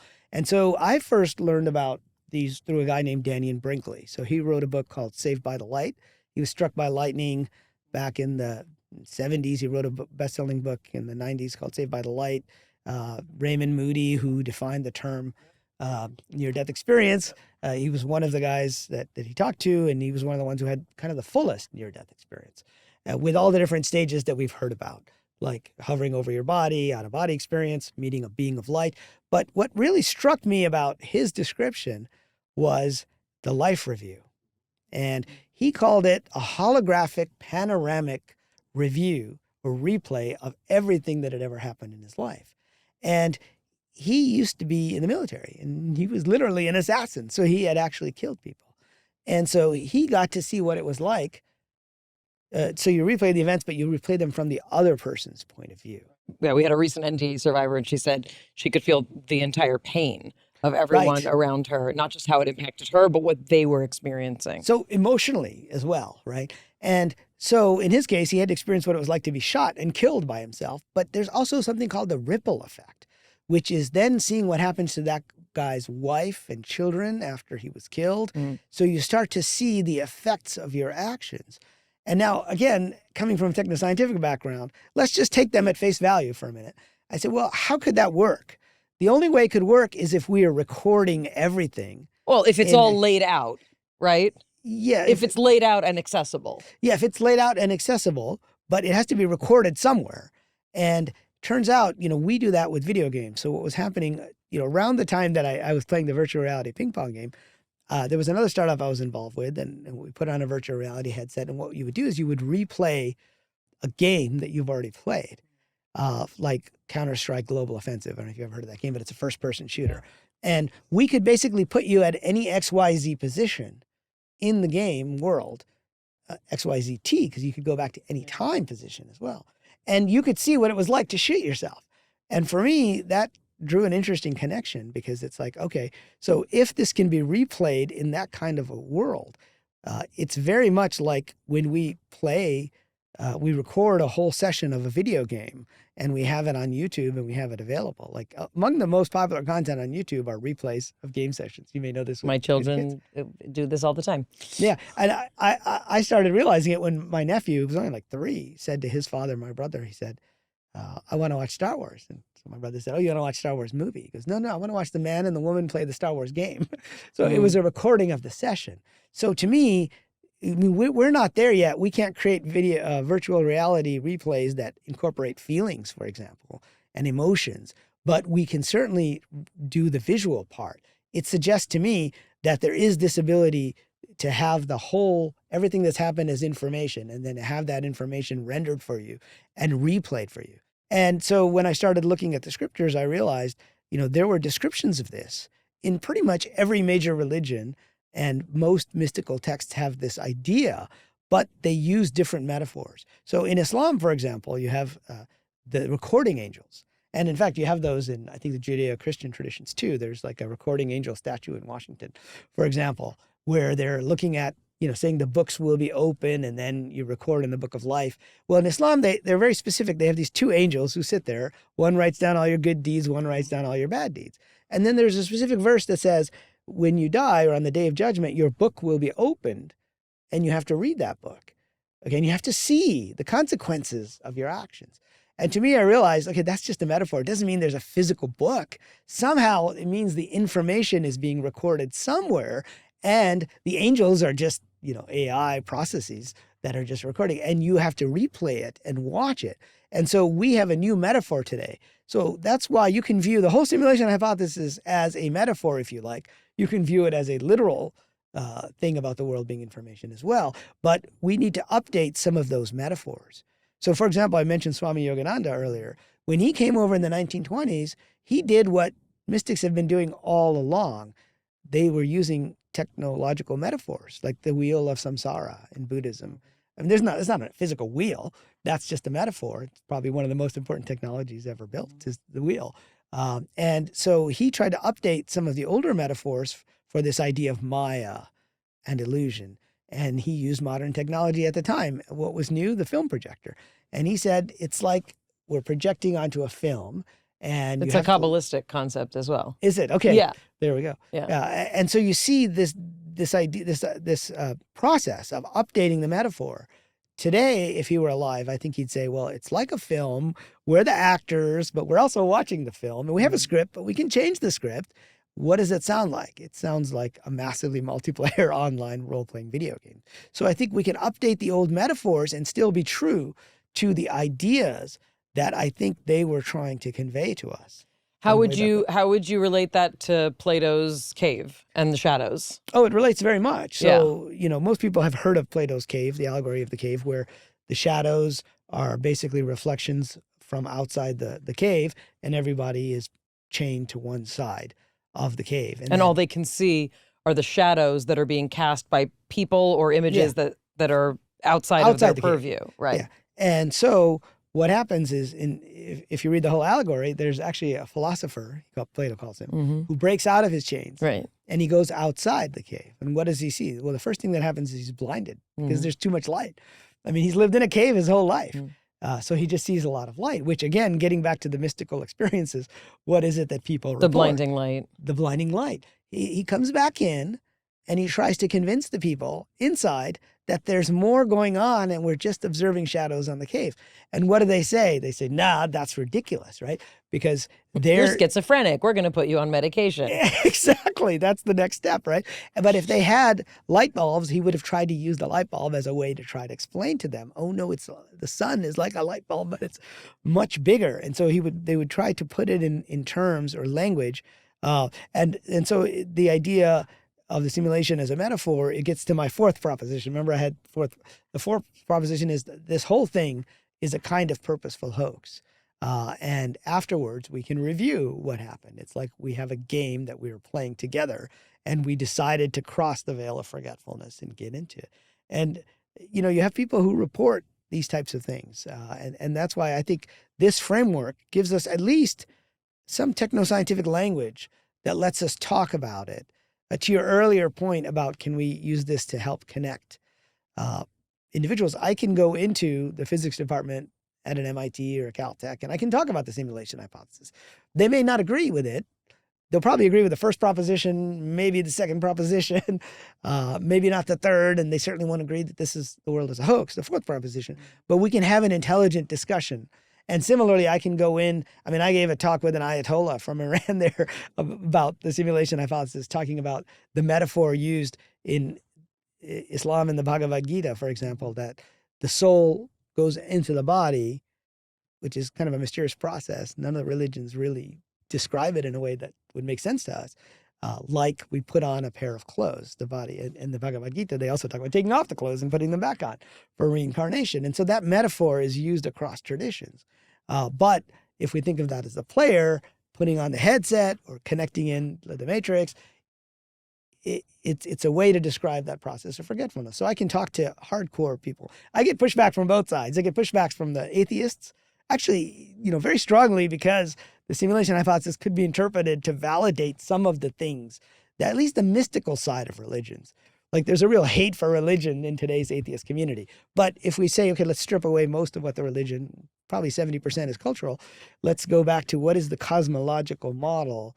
What is it that they're trying to say? And, I like some of you guys, I'm a big fan of science fiction. And, there's a show called Battlestar Galactica. And the Cylons are the AI. Oddly enough, they're the religious people in this. They're like the religious fanatics, but one of them says, what is the most basic article of faith? And the answer is that this, meaning the physical world, is not all there is. And I think that's true across pretty much all of the religious traditions, right? That's the most basic article of faith. That's also a key part of the simulation hypothesis. So is a near-death experience, the reality that they see, just another version of a simulation that's rendering, or is it outside of the simulation entirely? Well, that's a good question. And now you get into this idea of stacked simulations as well. People ask me, what's outside the simulation? I don't take a strong position on it, but I can go through the possibilities. Aliens. Out there. Aliens. It could be future humans. I mean, the term simulation hypothesis came from a guy named Nick Bostrom, who's a philosopher at Oxford. And, he called these ancestor simulations, which would be like us simulating ancient Rome or simulating Greece, right? So it would be future humans simulating, and that's what the Matrix was. Remember when? Yes. Remember when there was water in the oceans? Let's go back and recreate that. Remember when teenagers wouldn't get off their phones? Now the phone is their brain. Exactly. Or like in the Matrix, right? They're like right. 1999, they're simulating. Yeah. It. There's actually another simulation film that came out in the same year as the Matrix called The 13th Floor. I don't know if either of you have seen it. I think I may have seen it a million years ago. It got kind of overshadowed because The Matrix was the most talked about film of the year. And it came out like literally 60 days afterwards. Bummer. Bummer. Yeah. But in that, they're in 1999, and they create an ancestor simulation of 1937 Los Angeles. And they go in there, and they can experience, and they come out. And I'll give away the plot because it's a 25-year-old movie. They find out at the end that they are within another simulation from the year 2024, so from last year. And basically, it's a stacked simulation. And they also say, well, we made thousands of simulations. You're the only one who's created a sub-simulation, but you're using too much power, so we're gonna unplug you, which is a possibility. But getting back to your question about near-death experiences and what's outside the simulation, I do think that there is another level, at least one other level, because people report things that are familiar to them, like, for example, a nice garden that they report. You mean in NDEs? In NDEs, yeah. Yeah, and they also report seeing more colors than they can see and more sounds. Coming at it from a computer science background, it reminds me of when we had 8-bit games, and you would hear about these games that had like 16 million colors or whatever. And you realize, with more bits, you can get more colors, right? And people report it being more realistic than it is here. But at the same time, I think that what they see initially is something that makes them comfortable. For the most part. I mean, there are some uncomfortable NDEs, but for most we've NDEs, had Elizabeth Crone said that she believes that everyone's NDE would be tailored to them. Yeah. Meaning if you are a person, just like when you have dreams or if you have a psychedelic experience, it's in theory sourced from your own data bank, right? Right. And in a way, like at the end of Contact, for example, if you've seen that movie, she meets the aliens, but they appear to her as her dad. Why? Because that's a familiar figure for her. And then she realizes it's not really her dad, but that's how it appeared to her. So I do think, that those tailorings happen. But when you talk to atheists, the tailorings are different. But because for them, they didn't necessarily believe there was anything, but there is potentially something. So it's something that would be comforting to them, but yet maybe knock them off their perch. In that sense, and I think this is sort of a question I have for you, what what our atheist NDE, people have reported is love as Yes. the universal overarching language Yes. of whatever comes next, or Right. whatever this different consciousness state is that we can exist in, right? In these extraordinary situations. So that's sort of, I think, another reason why, I've had resistance to talking about simulation. Yeah. Where does love fit in? Where does feeling, connection, all the things that we know about the neurotransmitters that comprise the systems that Yeah. our brain and nervous system have evolved to feel pleasure, pain, the complexity of an emotional experience, which, while we can leave it for a second when we're in, a VR space, right? For most of us, we're able to say, I'm not feeling something. I'm experiencing a memory, but I'm not feeling it, right? Where do feelings fit in? Well, I think feelings fit in the sense that our simulation is wired for feelings, right? We have emotions. That's a key part of our character in this life. And it's possible that, like, why do we play video games? It's one of the questions I get asked a lot is, why would we be in a simulation? And I say, well, there's two different questions I'll ask in return, because you can think of this at a civilizational level, or you can think of it as at a personal level. And at a personal level, the question is, why do we play video games? And it's to have experiences that we can't have necessarily outside of that game for whatever reason. Like, You can be whoever you want. You can be whoever you want. You can fly around. You can also have like bad experiences. In video You could be a games. bad person. You could be a bad person. Grand Theft Auto, right? I knew people who also wanted to just have a virtual life. Like I used to spend a lot of time in Second Life. I don't know if you guys remember. Yep. So Second Life is an example of what's called a metaverse, or a virtual world, where it's not a traditional game. Nope. In the sense, it's like people go in there and do whatever they want, really, but you create things. You have a job. You have can a have job. a spouse. Yeah. So You I have to, know like, people clock who in would, for work. yeah, literally after work, they would go home and then they would have a bartender job at a club in Second Life. And they get paid peanuts. So they weren't doing it for the money. They would get paid in Linden dollars at the time. This is pre-Bitcoin. But that they liked having that experience of the social experience of these avatars. People would be married in real life and then they would get married, to somebody else. Other people wanted to be really promiscuous in their virtual world. Then they got STDs in the virtual world. In virtual STDs. But the point is, there are experiences that you may want to have that are challenging even. But if outside of this world is basically love and compassion, and inside this world is a whole bunch of very negative things as well as love and compassion, I think the way to play the game is told by how you evaluate the game. And this is why I go right back to the life review as being such a critical, important point. The message you get by experiencing other people's pain is that how you treat them actually matters. And so I don't think this game is Grand Theft Auto. Some people might, that you're out there to abuse as many people and steal as many things as you want. But in reality, in the end, what you're going to be evaluated on, if we buy this concept, when you replay the game, the scoring, if you will, the database of quests is how did you treat other people, right? And I think that's something we can learn from the NDE about the nature of the game. And it also ties back to scriptures, it ties back to the golden rule, this idea that how you treat other people actually does matter, that those relationships are actually more important than anything else. And if we're in a non-physical state outside of our avatars, then we've come here to experience physicality and all that comes with it in a way that potentially outside of this simulation we are not able to experience. Right. Just like I might go into a virtual reality simulation to try to fly around on a dragon. Right? There was another VR simulation that same year where I was flying around on this dragon. It's not something I could do outside. What did it feel like? It felt nauseous at first because the VR technology was not very good at that point. Don't you think you'd feel nauseous if you were actually flying on a dragon? Well, I mean, then I began to like it. Once you get used to it, you begin to like it, right? So it depends on how smooth the dragon is, I guess. Let's stay here for a second, both on the purpose collectively and then individually. on an individual level, I don't think it's only about going on quests. I think it's also about understanding. It's about avoiding your life and being in video game land. No, I don't think so at all. For some people, it is. I'm talking back to a lot of the mystical traditions and the consciousness conversation, which often has this notion of remembering and trying to actually get over the forgetful part of consciousness.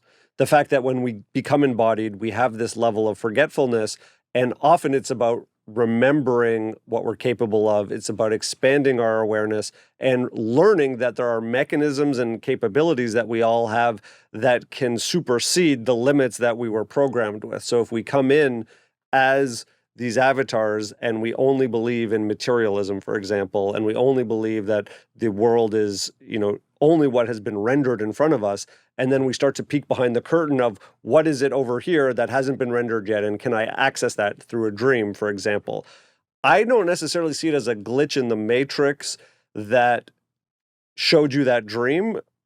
I kind of align with how Thomas Campbell explained it, which is that is an opportunity for you to realize that you are here and that the limit of the materialism is only a small fraction of what's possible. Yeah, and I agree with that, by the way. That was my interpretation of it afterwards. Because a glitch almost sounds like it's a mistake versus I like the cue opportunity where it's cueing you to say, wait a second, let's broaden your perspective, and then what else is possible if that perspective else is going on here. So it's almost a way to encourage the awakening process, if you will. And so if the universe is constantly rendering and updating, and each one of us is a part of that, then in our conversation recently we had with Dr. James Gladfelder, he's talking about how the universe is revealing itself. So if the simulation is processing constantly and the data is processing, and we are learning more and more how to process that data, then it wants to reveal itself. And that's part of the experiment on a collective sense. I also think there's a collective need for the experiment to see if the world will survive or humanity will survive the world. Right. I think that brings into question sort of who's behind the simulation, which I think is something, you can have a God entity if you'd like one, right?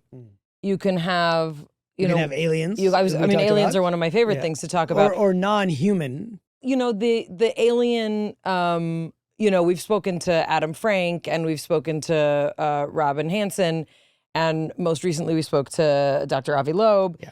And, one of the things that I'm having to adjust to, because they didn't teach this in graduate school at UCLA, is that aliens, there is no reason to believe that aliens do not already exist.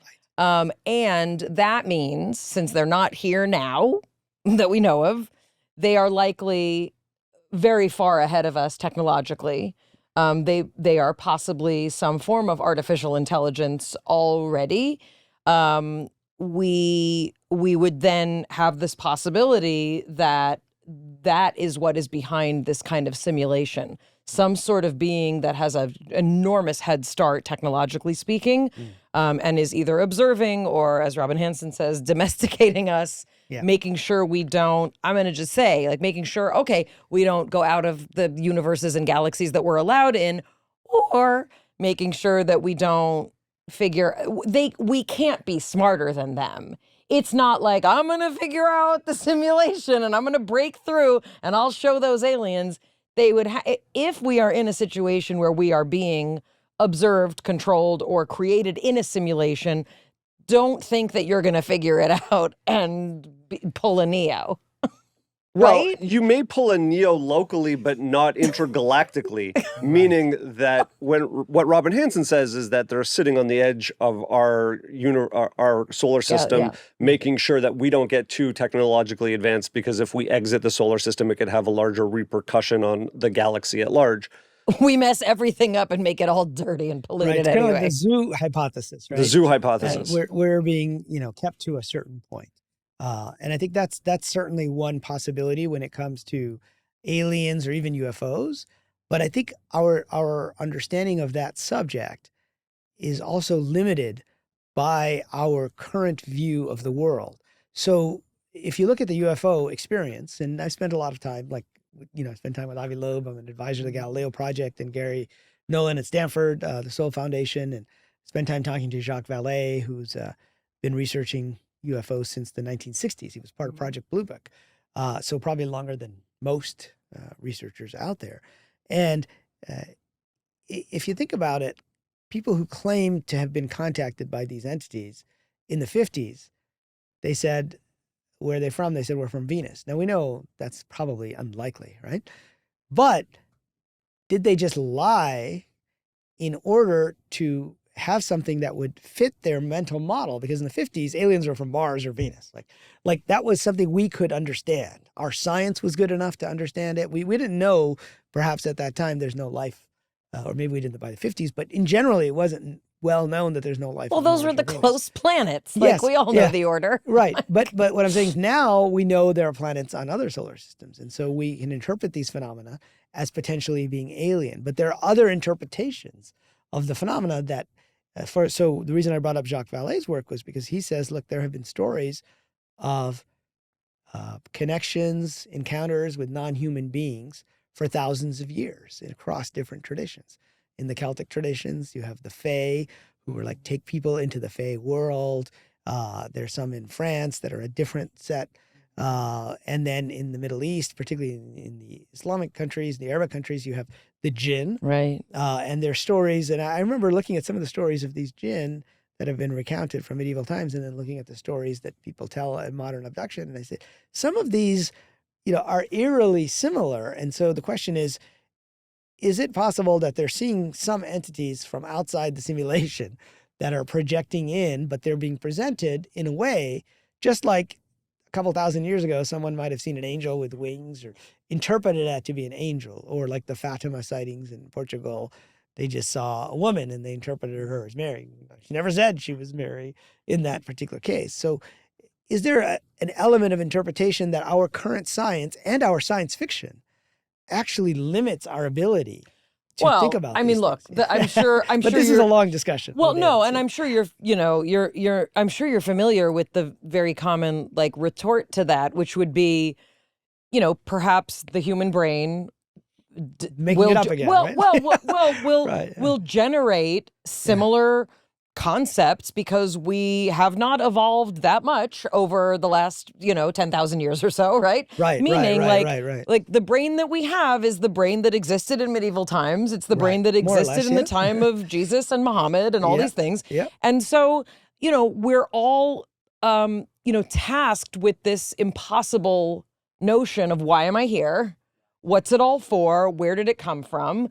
What are we doing here? And so there's not an infinite number of possibilities, right? So that the human brain, no matter what time in history you find us, will conjure something that can help explain it, right? Right. Or it could be that we encounter a phenomena we don't understand, and the human brain puts a mask on it, tries to interpret it. Right. Like no one is except Terrence McKenna when he smoked DMT, no one will say mechanistic elves must be behind, why I'm dreaming. Like nobody says that. Right. But I say that slightly tongue in cheek, but the notion is for people who delve into the world of psychedelics and even the world, when we talk about yoga nidra and we talk about, these kind of altered states that one can place themselves in, I think our strongest evidence does come from psilocybin, from LSD, from ketamine, from these kind of oh my God, mushroom, what's happening? So, to me, that's interesting because it's also,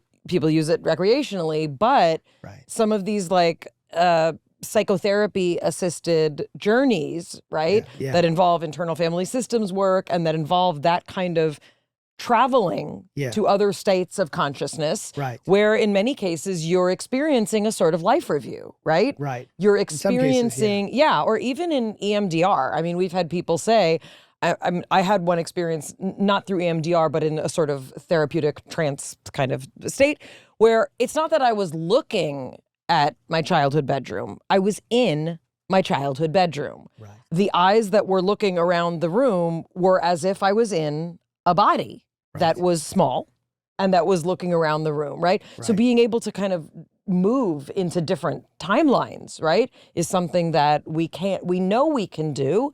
Is it an artifact or is it, part of this training? I don't know. And I think it's, an ongoing debate, for example, like when the Native Americans saw like these big boats coming, Right. they just couldn't interpret it. They didn't know it was a boat. They just said they're like cities made of wood. Like at first they didn't even perceive them. And when they perceived them, they weren't sure what they were looking at. That doesn't mean that there wasn't actually something in the ocean. It just means that their preconditions Right. were such that they only interpret it. And it's possible that a lot of our interpretations are in this way, and that the UFO phenomenon, the alien phenomenon, is very complex. That said, in a multiplayer simulation, getting back to your earlier question about as a civilization, remember I said there you could view this question about the purpose of the simulation at a personal level, which is the video game, but at the bigger level, why do we run simulations? We run simulations of neurons, we run simulations of the virus spreading, of the weather, of the stock market, of landing on a comet, all of these types of things. And why do we do that? We do that to see what will happen and to see what's the most likely outcome. But we never run just one simulation. We always go back and we modify the variables and we run multiple simulations. Why? Again, we want to see what's the most likely outcome. And in some cases, we want to say what's the most favorable outcome. So how can we steer this? Which variables would we have to change favorable doesn't today? necessarily mean positive, happy, and good. Not necessarily, whatever the purpose And that's of the why simulation is. people who are, of a religious ilk would say, only God knows, right? Only Right. God knows what's intended for you, right? True, yes. Unless you're able to go through an awakening experience and you remember, you remember part of your, so we've talked about the life review. There's also this idea of a life preview where sometimes people either near-death experience, I think you had Jim Tucker on your show recently. Yeah. But there have been people who have remembered the time before they were born. Yeah. And they remember hovering over their parents. Betty said, Betty, our favorite Betty, Buddha Betty said she saw her life laid out in milestones. She Yes. saw that her parents would commit suicide. She saw Right. that she would be a drug addict, a prostitute. She saw everything laid out. Right. And I want you to touch on this. Yeah. One of the most fascinating universal reports from NDEs is the choice to come back. Right. And when I read your book and you talk about it, it's that choice to pull that next quarter out of your pocket. That's what I Right. thought of. Yes. When you'd be playing a video game, I'd be in, what was it called? It was called like Mom's Cleaners on Melrose near La Brea when I was a kid. And, I'd be given a bunch of quarters and I would watch it. It was counting down. If you want to play again, then it would be like, Would you like to continue and playing? you just that one freak, Mom, I need one more quarter. Talk a little bit about not just the sort of preview of life, yeah. but this sort of choice to live again. Yeah, and I think that's all they're all related to each other because even in the preview, when you said she saw it all laid out, and I think I haven't listened to your podcast with her, but I think I've heard her on another podcast talking about her story. Ours is better. We'd like you to listen to ours. Oh, absolutely. I'm sure it was, yeah. And it's more recent too, so you always get the latest. But there was a guy named Dr. Michael Newton, and he wrote a book called Journey of Souls back in the 90s, and he hypnotized patients and regressed them. And rather than going to a past life, they were regressed to that point in between lives where they remember dying the previous time, and they had a life preview, which was very similar to what you're describing here. But they described it, now this is interesting to me, they described it in technological terms. They said it was like a big computer screen, which had these lines, and these lines have these milestone points, right? And you can go this way or you can go that way. And so you have some choices. It's like a flow chart. It's like a flow chart, It's a but choose it your was own adventure. dynamic. It's exactly. But it's your life. It's exactly choose your own adventure, which I used to read as a Yeah, kid. totally. But there's still a part of you, and this is what I was referring to earlier when I was talking about the writer's room, that's sitting there and watching and saying, okay, let's throw something else at them because they didn't make the right choice or they went this way.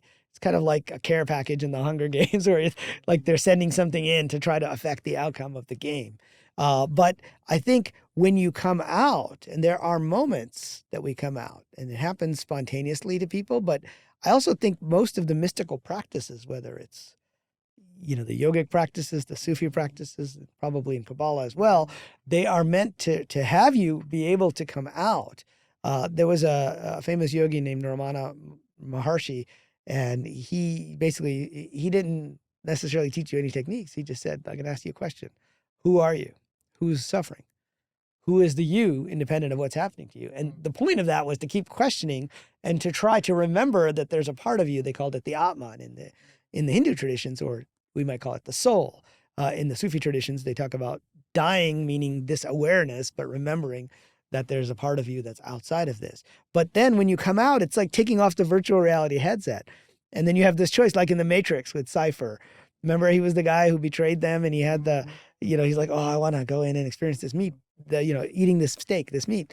But I know it's not real, but I don't want to remember nothing. That was his line. But I think in the near-death experiences, many of them are given this choice. Some, they just send you back. They say, nope, it's not your time. This was a freak accident. This wasn't quite supposed to happen, or this is meant to get you on a different path when you go back. But others have the choice. And so if we think of these lines, and then you could zoom into those lines and actually see what's going on, the choice, some of them say, well, I was shown what would happen to my children if I don't go back, like who they would be raised. Yeah, we've heard that. So that's a kind of life preview. There was a woman named Natalie Sudman who was in Iraq, and she was killed, not killed, but she had an NDE because of an IED. And she said after her life review, she had this planning session. And this was, really, it sounds a little grotesque in a sense. And she even laughs about it. And she goes, she was sitting there and trying out different possibilities, almost like they were simulations. Like, what happens if my leg never heals? What happens if I'm blind? What happens if this? And she was seeing these previews of things that might happen. And it's almost like there's a part of us that's planning for potentialities ahead of us. And that, to me, reminds me of running simulations, running forward. And so I think then the choice is, do you want to go back into the game and this might happen, or do you want to stay out? And most people say they want to stay out because now they're experiencing love and compassion and there's no suffering. But when they see what's going to happen to their loved ones, if they're not there, then they make the choice, particularly mothers, they make the choice to come back in because they want to be there for their children. Elizabeth said she didn't want her husband raising their kids. Well, there you go. I mean, she said, if I could give my children the choice of not having a mother who died or them having their mother, I would rather they grow up with their mother. I just had the craziest thought experiment during part of this conversation. So Robin Hanson talked about the fact that aliens are likely far more advanced civilizations, and because there would be alternatives in technology to replace biology, they are likely artificial already, right? Their bodies have broken down and they no longer have physical bodies. They're likely some sort of techno-hybrid or full technology consciousness, if you want to apply consciousness to that. So, and then if you take Avi Loeb's idea of the interstellar gardener, which is that creation of the earth is likely from an external source, which is how all religions talk about it. And the gardening is like, okay, I'm going to, create this thing and see if life is habitable. It could be that the larger test of will humanity survive on Earth could be future aliens trying to regain access to the physical form which they lost during their evolutionary process, which made them technical. Well, now we're getting into almost like a time travel type scenario, although not necessarily, but that's another one of the theories that's been put forward is that aliens are actually time travelers from the future who have gone down the wrong path, meaning they are us from the future who are trying to make us make different choices in the past. And in a simulated universe, that would be possible. Or trying to jump from their timeline backwards. Like you said, a simulation was created of 1937 Los Angeles, right? In order for them to go back and experience that. If I'm an AI non-humanoid, they want to come in. They want to recreate the best possible scenario to avoid the mistakes of the past. And in order to do that, I'm going to run as many simulations as possible to make sure that I don't go down the wrong path again. Now, here are some of the pitfalls, right? Because Greg Braden talks about the evolution of, and not only Greg, but Ray Kurzweil and others talk about us hitting that singularity point. That could be the wrong point where everything goes awry, meaning we lose X elements of our humanity the more we merge with technology. Right. Well, that's what I was going to ask about in terms of stages of technology. Where does this conversation lead us when we talk about, oh, we're here now, we're looking at AI, we're fighting at the dinner table over is AI better than humans? what happens next. But let me walk just a touch closer to this, meaning we've already I saw a video online recently that was a teacher just like at her wit's end saying like, you don't understand what's happening in the classroom, nor should you, because you're not in the classroom. But it isn't that kids are distracted on their phones. It's that when you take their phones away, they're empty vessels inside because they cannot focus. They're just used to getting so much stimulation that I'm just looking at the eyes of these dead children in my classroom who look like drug addicts dealing with withdrawal, at how slow the pace of the information is as they're used to being flooded. So if you think about the trajectory of how our brains are changing, and then in very short period of time, we will have the opportunity to merge more fully with machines, whether that be through neural implants or more adaptive technology, we could continually be moving away from and giving up aspects of our humanity. So I just wanted to place that in terms of like, where are we in the process? Yeah.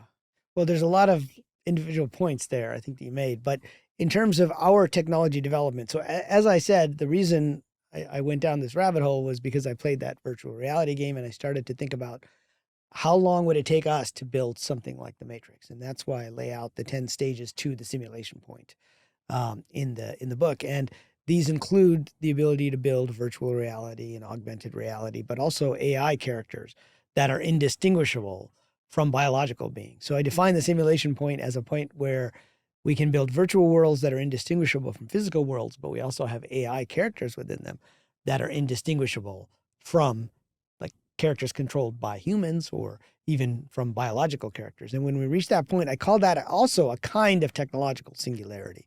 Because if you look at the term as it's used now with Kurzweil, for example, it's used for the merging of silicon and biology. And with Werner Vinge, the sci-fi writer who wrote the paper about the technological singularity, I think it was back in the early 90s, he actually laid out many different ways in which we could reach the singularity, one of which is superintelligence. And that's another way we think of the singularity. But the term actually was borrowed from physics by von Neumann, who was a mathematician, but also kind of a computer scientist, in that he invented the von Neumann architecture, which is what we use for all of our computers right now.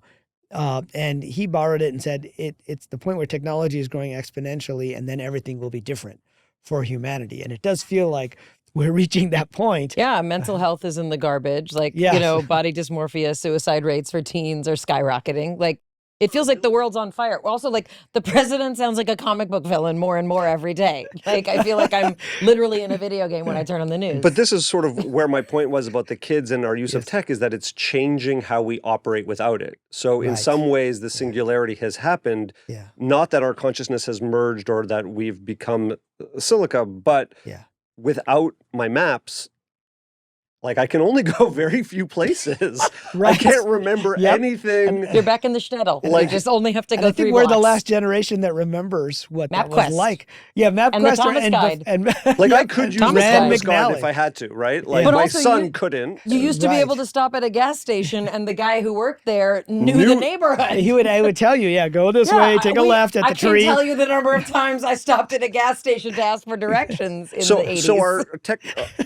I remember driving across the country with my Rand McNally Atlas, and then I'd get into the next state, and then I'd need a map of a city. A triptych from AAA, which you can still get. Oh. So our basic cognitive functioning has drastically changed in a very short period of time, which is moving us towards some sort of merger or dependence on. And we talk about like all the things we're going to offload from a decision-making standpoint to artificial intelligence, which I think is getting us there. So I'm agreeing with you, and also I feel like we're further into the curve than we may realize. Well, so there's an idea in about technology and science called Coleridge's dilemma, which basically says that you don't know the side effects of a technology until after the technology has been rolled out. Like, for example, who knew that when Facebook was first created? They did. Me. Me and Facebook. You and Facebook, right? But in general, when people started adapting it, right, they didn't realize it was going to lead to more polarization. Yeah, but like and every gender hippie knew. That's Yes. what's interesting Yes, to me. the hippies All knew, the yeah. people who believe that they can access the Akashic records to decide if they should go to the supermarket were like, I see exactly what's going to happen. And when COVID happened, they were like, see? 2020 is what they think it was going to happen. Like, I can't tell you how many like yoga instructors were like, it's all going to be okay. Just breathe through your nose. Like, what? They knew. Right. So some people may have had indications of what's going to happen. The people that society calls crazy. Crazy, and yeah. says, yeah, you know, because society... They're the non-materialists. correct. Yeah. Which that's used to interesting. be shamans. Yes. Right? Yes. Mystical leaders. That's right. Prophets. Yeah. People who, when they dreamt, decided that they could foresee the destruction of the temple, right? And everybody's Yeah. like, that's a prophecy. Yeah, and that was a function within society. Correct. And we've kind of gotten rid of that. No, we make them all live in Sedona. Yes, and they do. Actually, many Yes, they people do. moved to Sedona during COVID. I know. They're 'cause, just living their best I'm in life. Arizona now. It's, yeah. it's an interesting place. But so what I was going to say about this dilemma was that sometimes you don't know the side effects until after it's been rolled out. So it's better to roll out technologies more slowly and more flexibly rather than simply just pushing them out to everybody. Or saying, let's give every 6-year-old a tablet at Right. dinner, and let's Yeah. give every And it becomes 2-year-old the a phone babysitter, at the right? correct. But you're a VC that Yeah. doesn't work with the business model with the people putting money into these technologies and these platforms who want to see a return as quickly as possible. We've given them a pack of cigarettes, and we're telling them to smoke it slowly. That's what, to me, that's what it is. Right, because from like I said earlier, part of my reason for pulling back from Silicon Valley was because it's really about making money with technology. And how do you make money with technology? Through engagement, through users coming back again. Make and it as again. sticky as possible. Make it as sticky as possible. You see it with the social media algorithms. And that's the only criteria that gets used for success, right? So it's not like, the only criteria for a successful company in Silicon Valley and just broadly in our culture is, did it make money or not, right? Did it go out of business or was it successful? Whereas products may have positive effects, but if they didn't succeed financially. And so that, I think, is an issue with our general capitalist culture. And I say that as a capitalist and having been a VC in that environment. They're not necessarily thinking, how do we ruin the world? What they are thinking is, how do we build Slowly technology? ruin the world. Slowly ruin the world, right? But they're also often looking at science fiction and viewing that in a very kind of what's called a techno-deterministic way. They're kind of looking at the optimism of technology and science. And they're trying to build, like, for example, Facebook changed its name to Meta. Why? Because they wanted to build a metaverse, which the term was defined in Snow Crash, a novel by Neil Stephenson back in 1992. And so they were trying to build this virtual reality world where people would hang out. But if you read that novel, it's a pretty dystopian world outside of the virtual world, right? So we tend to ignore the dystopian aspects, and we tend to look at technology as the solution to everything. And to a certain extent, I blame science fiction for this as well, because if you think of in Star Trek, when the doctor, creates some magical cure within 45 minutes, right, that you have to do with there's never any side effects. No one ever has any side effects. But That's what the show Black Mirror is for. Yes. There's right. been so many amazing, some of our favorite episodes were the ones about simulation. Yeah, the episode San Junipero is Oh, my yeah, favorite. And yeah. I use that in teaching about simulation theory. There's an episode where you can literally choose different endings. That's interesting. Have you not seen this I don't one? think I've seen this one. Yeah, so there's an episode of Black Mirror. I'd have to pull it up. It's one of the series that they did about simulation.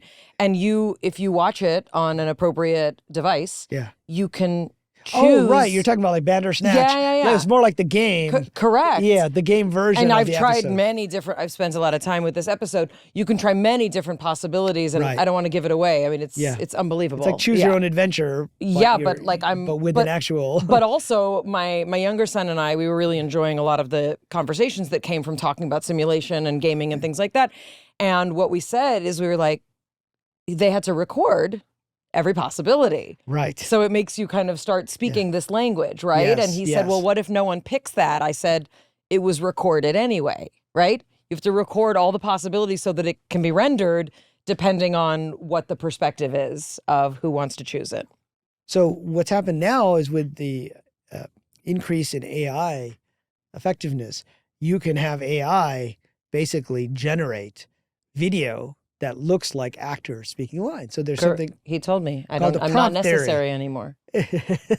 And there was an episode with Black Mirror on that front as well. What was it? It was with Selma Hayek. Selma the Hayek. episode is Joan is Awful. Yes, that's where the this episode. woman starts watching an equivalent of like a Netflix show, and it's everything that happened to her that day, except slightly glamorized and sensationalized. And it turns out then that it keeps going deeper. It's a stacking doll where eventually Selma Hayek is hired to play her in her life. Anyway. Right. Yeah. Yep. That's the episode I was talking about. But now with AI, there's something called prompt theory. So this is a new flavor of simulation theory.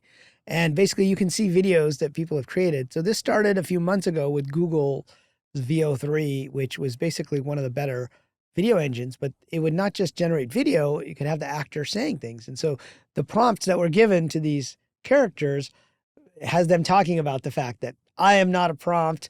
Look at how realistic this world is.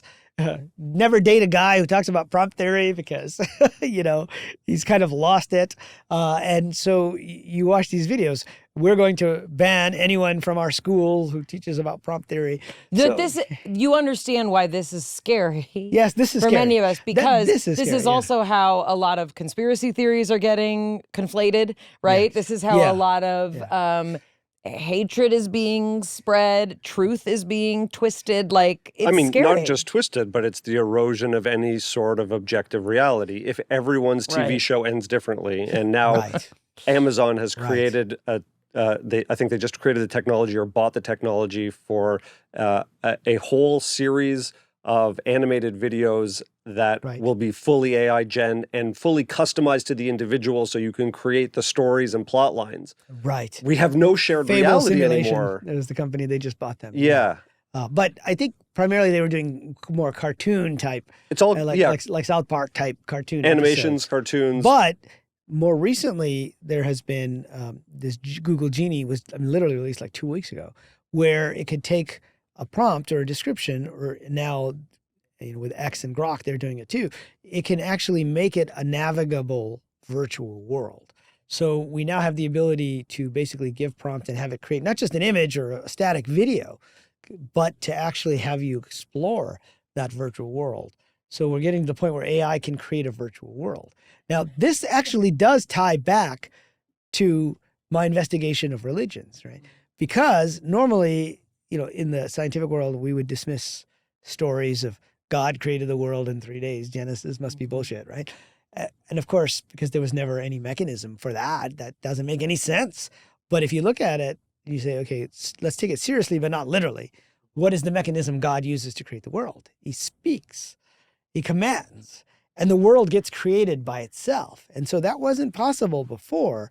It was but now it's like the holodeck in Star Trek: The Next Generation, where how do they program the holodeck? They simply speak, and the AI creates the characters and creates everything within it.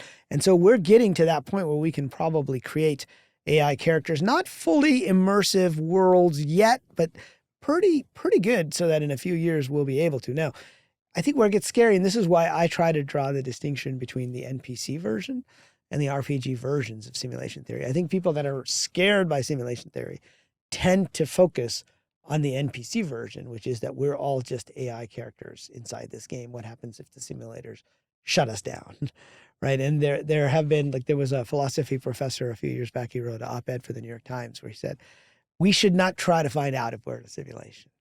Why? Because if we do, the simulators, and the answer is yes, the simulators might decide to end the experiment and shut us down, right? And so honestly, it seems better than what you're proposing. No. This is it's a modern version of Pascal's wager. Yeah. Right? Pascal, he says. It's also the prisoner's dilemma. Yes, similar to the prisoner's dilemma. But he said, let's not even try to find out. Just like Pascal saying, look, I don't know if there's a God or not, but if there is a God, then I could be punished for doing all these bad things. But if there isn't a God, it doesn't matter whether I did good things or bad things. But on average, I would be better off.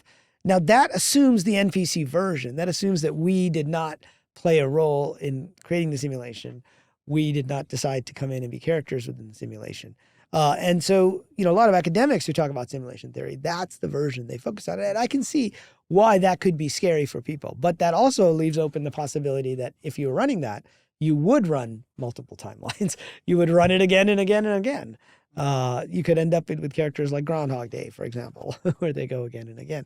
You could try out every single possibility. And so back to the civilizational question of running a simulation, it could be very much to see where it ends up. Does it end up destroying itself? Do humans get off the planet? Maybe there's another civilization of aliens, and the whole purpose of the simulation is to see when we meet, how long does it take us to get to that point where we can meet, which is a whole interesting discussion in and of itself.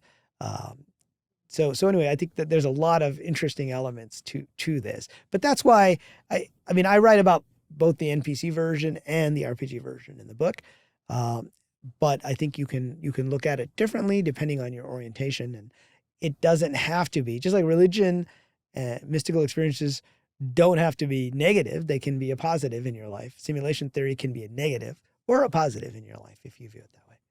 I don't think they would unplug us, because I think they want us to see and have the experience of knowing that we are part of something that is greater. You don't think so? I disagree. Well, in the movie, The 13th Floor, so I bring up science fiction a lot just because it's easier to talk about these possibilities. Just like with aliens, it's easier for people to imagine them. But it was actually based on a book, which came out all the way back in like 1964, I think, called Simulacron 3 by Daniel Galouye. And they modified it a bit in the film. But in the book, it was actually a simulation run by marketing ad executives. And when he figured out that he was in a simulation, that's when they wanted to shut the experiment down, because their experiment was, how will people react to marketing new products? It was a very 1950s Mad Men type of world. But I don't necessarily think that's the reason for the simulation, because there are people who, like Plato's philosopher, have peeked outside the simulation and realize it, and they haven't shut us down yet. And all our religious texts have been saying this for thousands of years. So perhaps that, in my opinion, that's not the most likely scenario, but it could be if we were in an NPC simulation. That certainly could happen. Yeah, the only reason that I disagree is I think that if we're at the level of potentially contemplating that we're in a simulation that is governed by some sort of, like, any human attempt we have to understand what the purpose, meaning, or end game is going to fall so short of what actually is happening. Like, it's like saying I'm going to use Tinker Toys to build a jet. Well, I do agree with that to a certain extent, because whatever computer systems would be running this simulation would have to be so advanced. Correct. Like, well beyond even what we think of as quantum computers. No, we can't. Which we're not even there. Yeah, correct. We're not even there yet. You can't imagine it. But that's But why I appreciate you don't think that they would unplug us. I don't think so. I think that I don't think these are glitches. I think they're actually clues. And I think which is a term I like, by the way. I like that term, clues. They're clues that there's a larger expansion of consciousness that has been shared through all the mystic texts. Why are all these mystics having this awareness of non-physical reality and communicating it?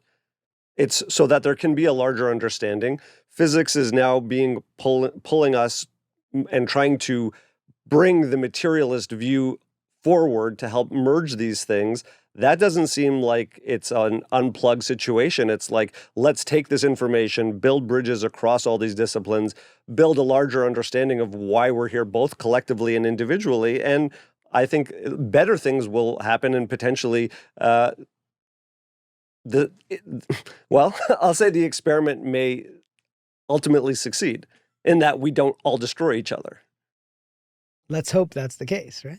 Or if we do destroy each other, it's possible that you can rerun the simulation. Oh, for Pete's and sake. there's a whole branch of physics that talks about multiple timelines into the future, but also multiple possible pasts. Right. That gets really strange. This was such a great conversation. I do really recommend the simulation hypothesis. Dr. Virk, thank you so much for being here, and really a pleasure to get to talk to you. So great to be here. And this has Thank been you. a fun discussion. Awesome. There's a lot about the simulation and the rendering that mimics the brain's creation of reality.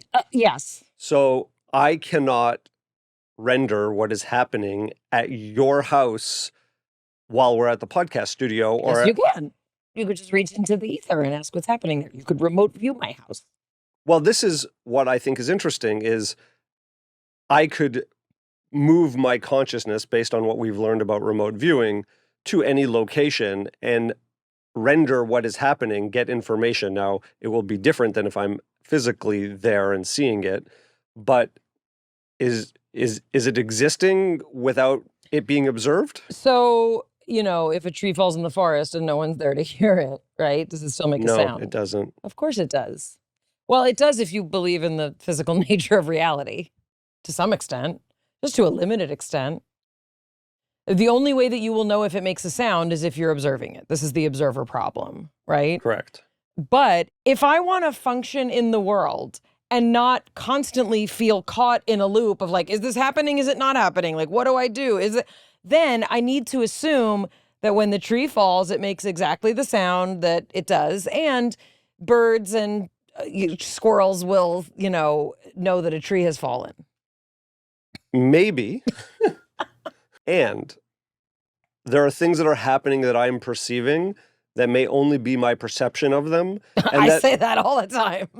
And that there is a larger view that can be created. Now, I want to take this to people's perceptions of their limits, people's perceptions of their difficulties. We get ingrained and say, this has happened to me. I can't get out of this situation. Now we have an answer. It's a simulation, and aliens are simply trying. That's not what it is. It doesn't necessarily mean about aliens or anything else. That's like the step beyond, which is let's hypothesize about the creation of the universe in general, which is similar to God created the universe or any other mythology. It's a myth that we can speculate to give us comfort and wrap our small perspective around some larger idea of why we're all here in the first place.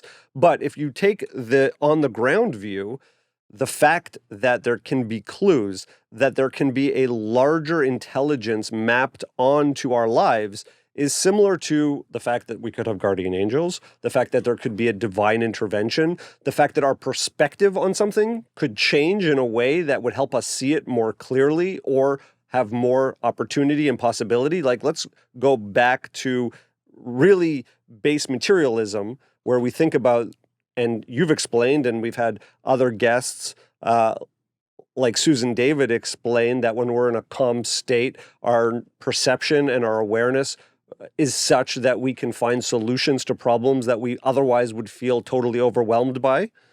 Excuse me? You're welcome. That's the universe showing me a sign that it's working.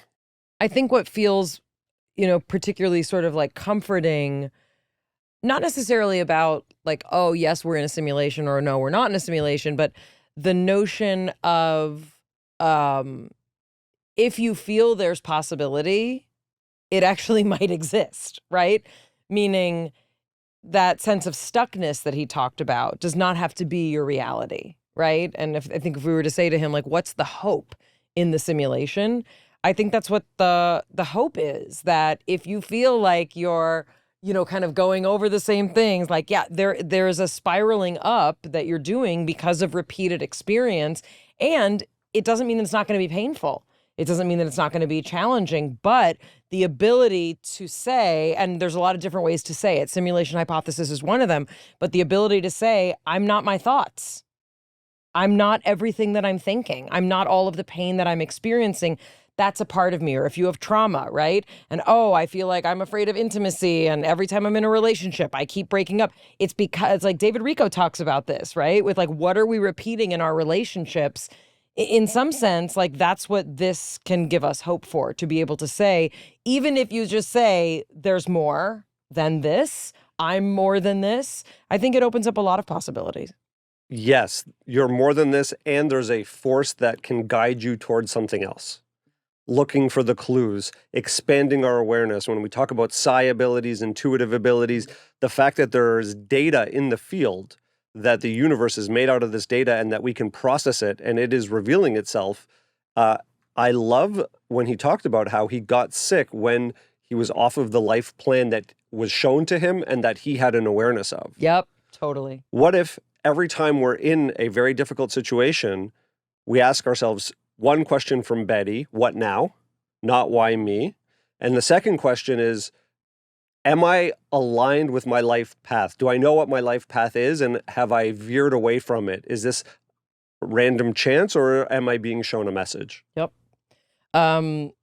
Really enjoyable conversation. And I think I appreciate just the integration that he's able to do with all of these different modalities. And also the notion that he's willing to say, I don't just need to look at it as if it's this small. Like, what if every mystical tradition, what if every historical event, right, was all seen through the framework that was appropriate for that culture? And just like everything we see, it's appropriate for where our situation is, but it's a much bigger picture than that. I really love that. If you want to get integrated, come check us out on Substack, where we release exclusive content not released anywhere else. Mayim Bialik's breakdown on Substack. Also, if this conversation was interesting to you, I do recommend that you read the book, because he gets into the physics, he gets into the practicality, he gets into the mysticism. He really ties it all together. So I do really recommend this one. Yeah, from our breakdown to the one we hope you never have. We'll see you next time.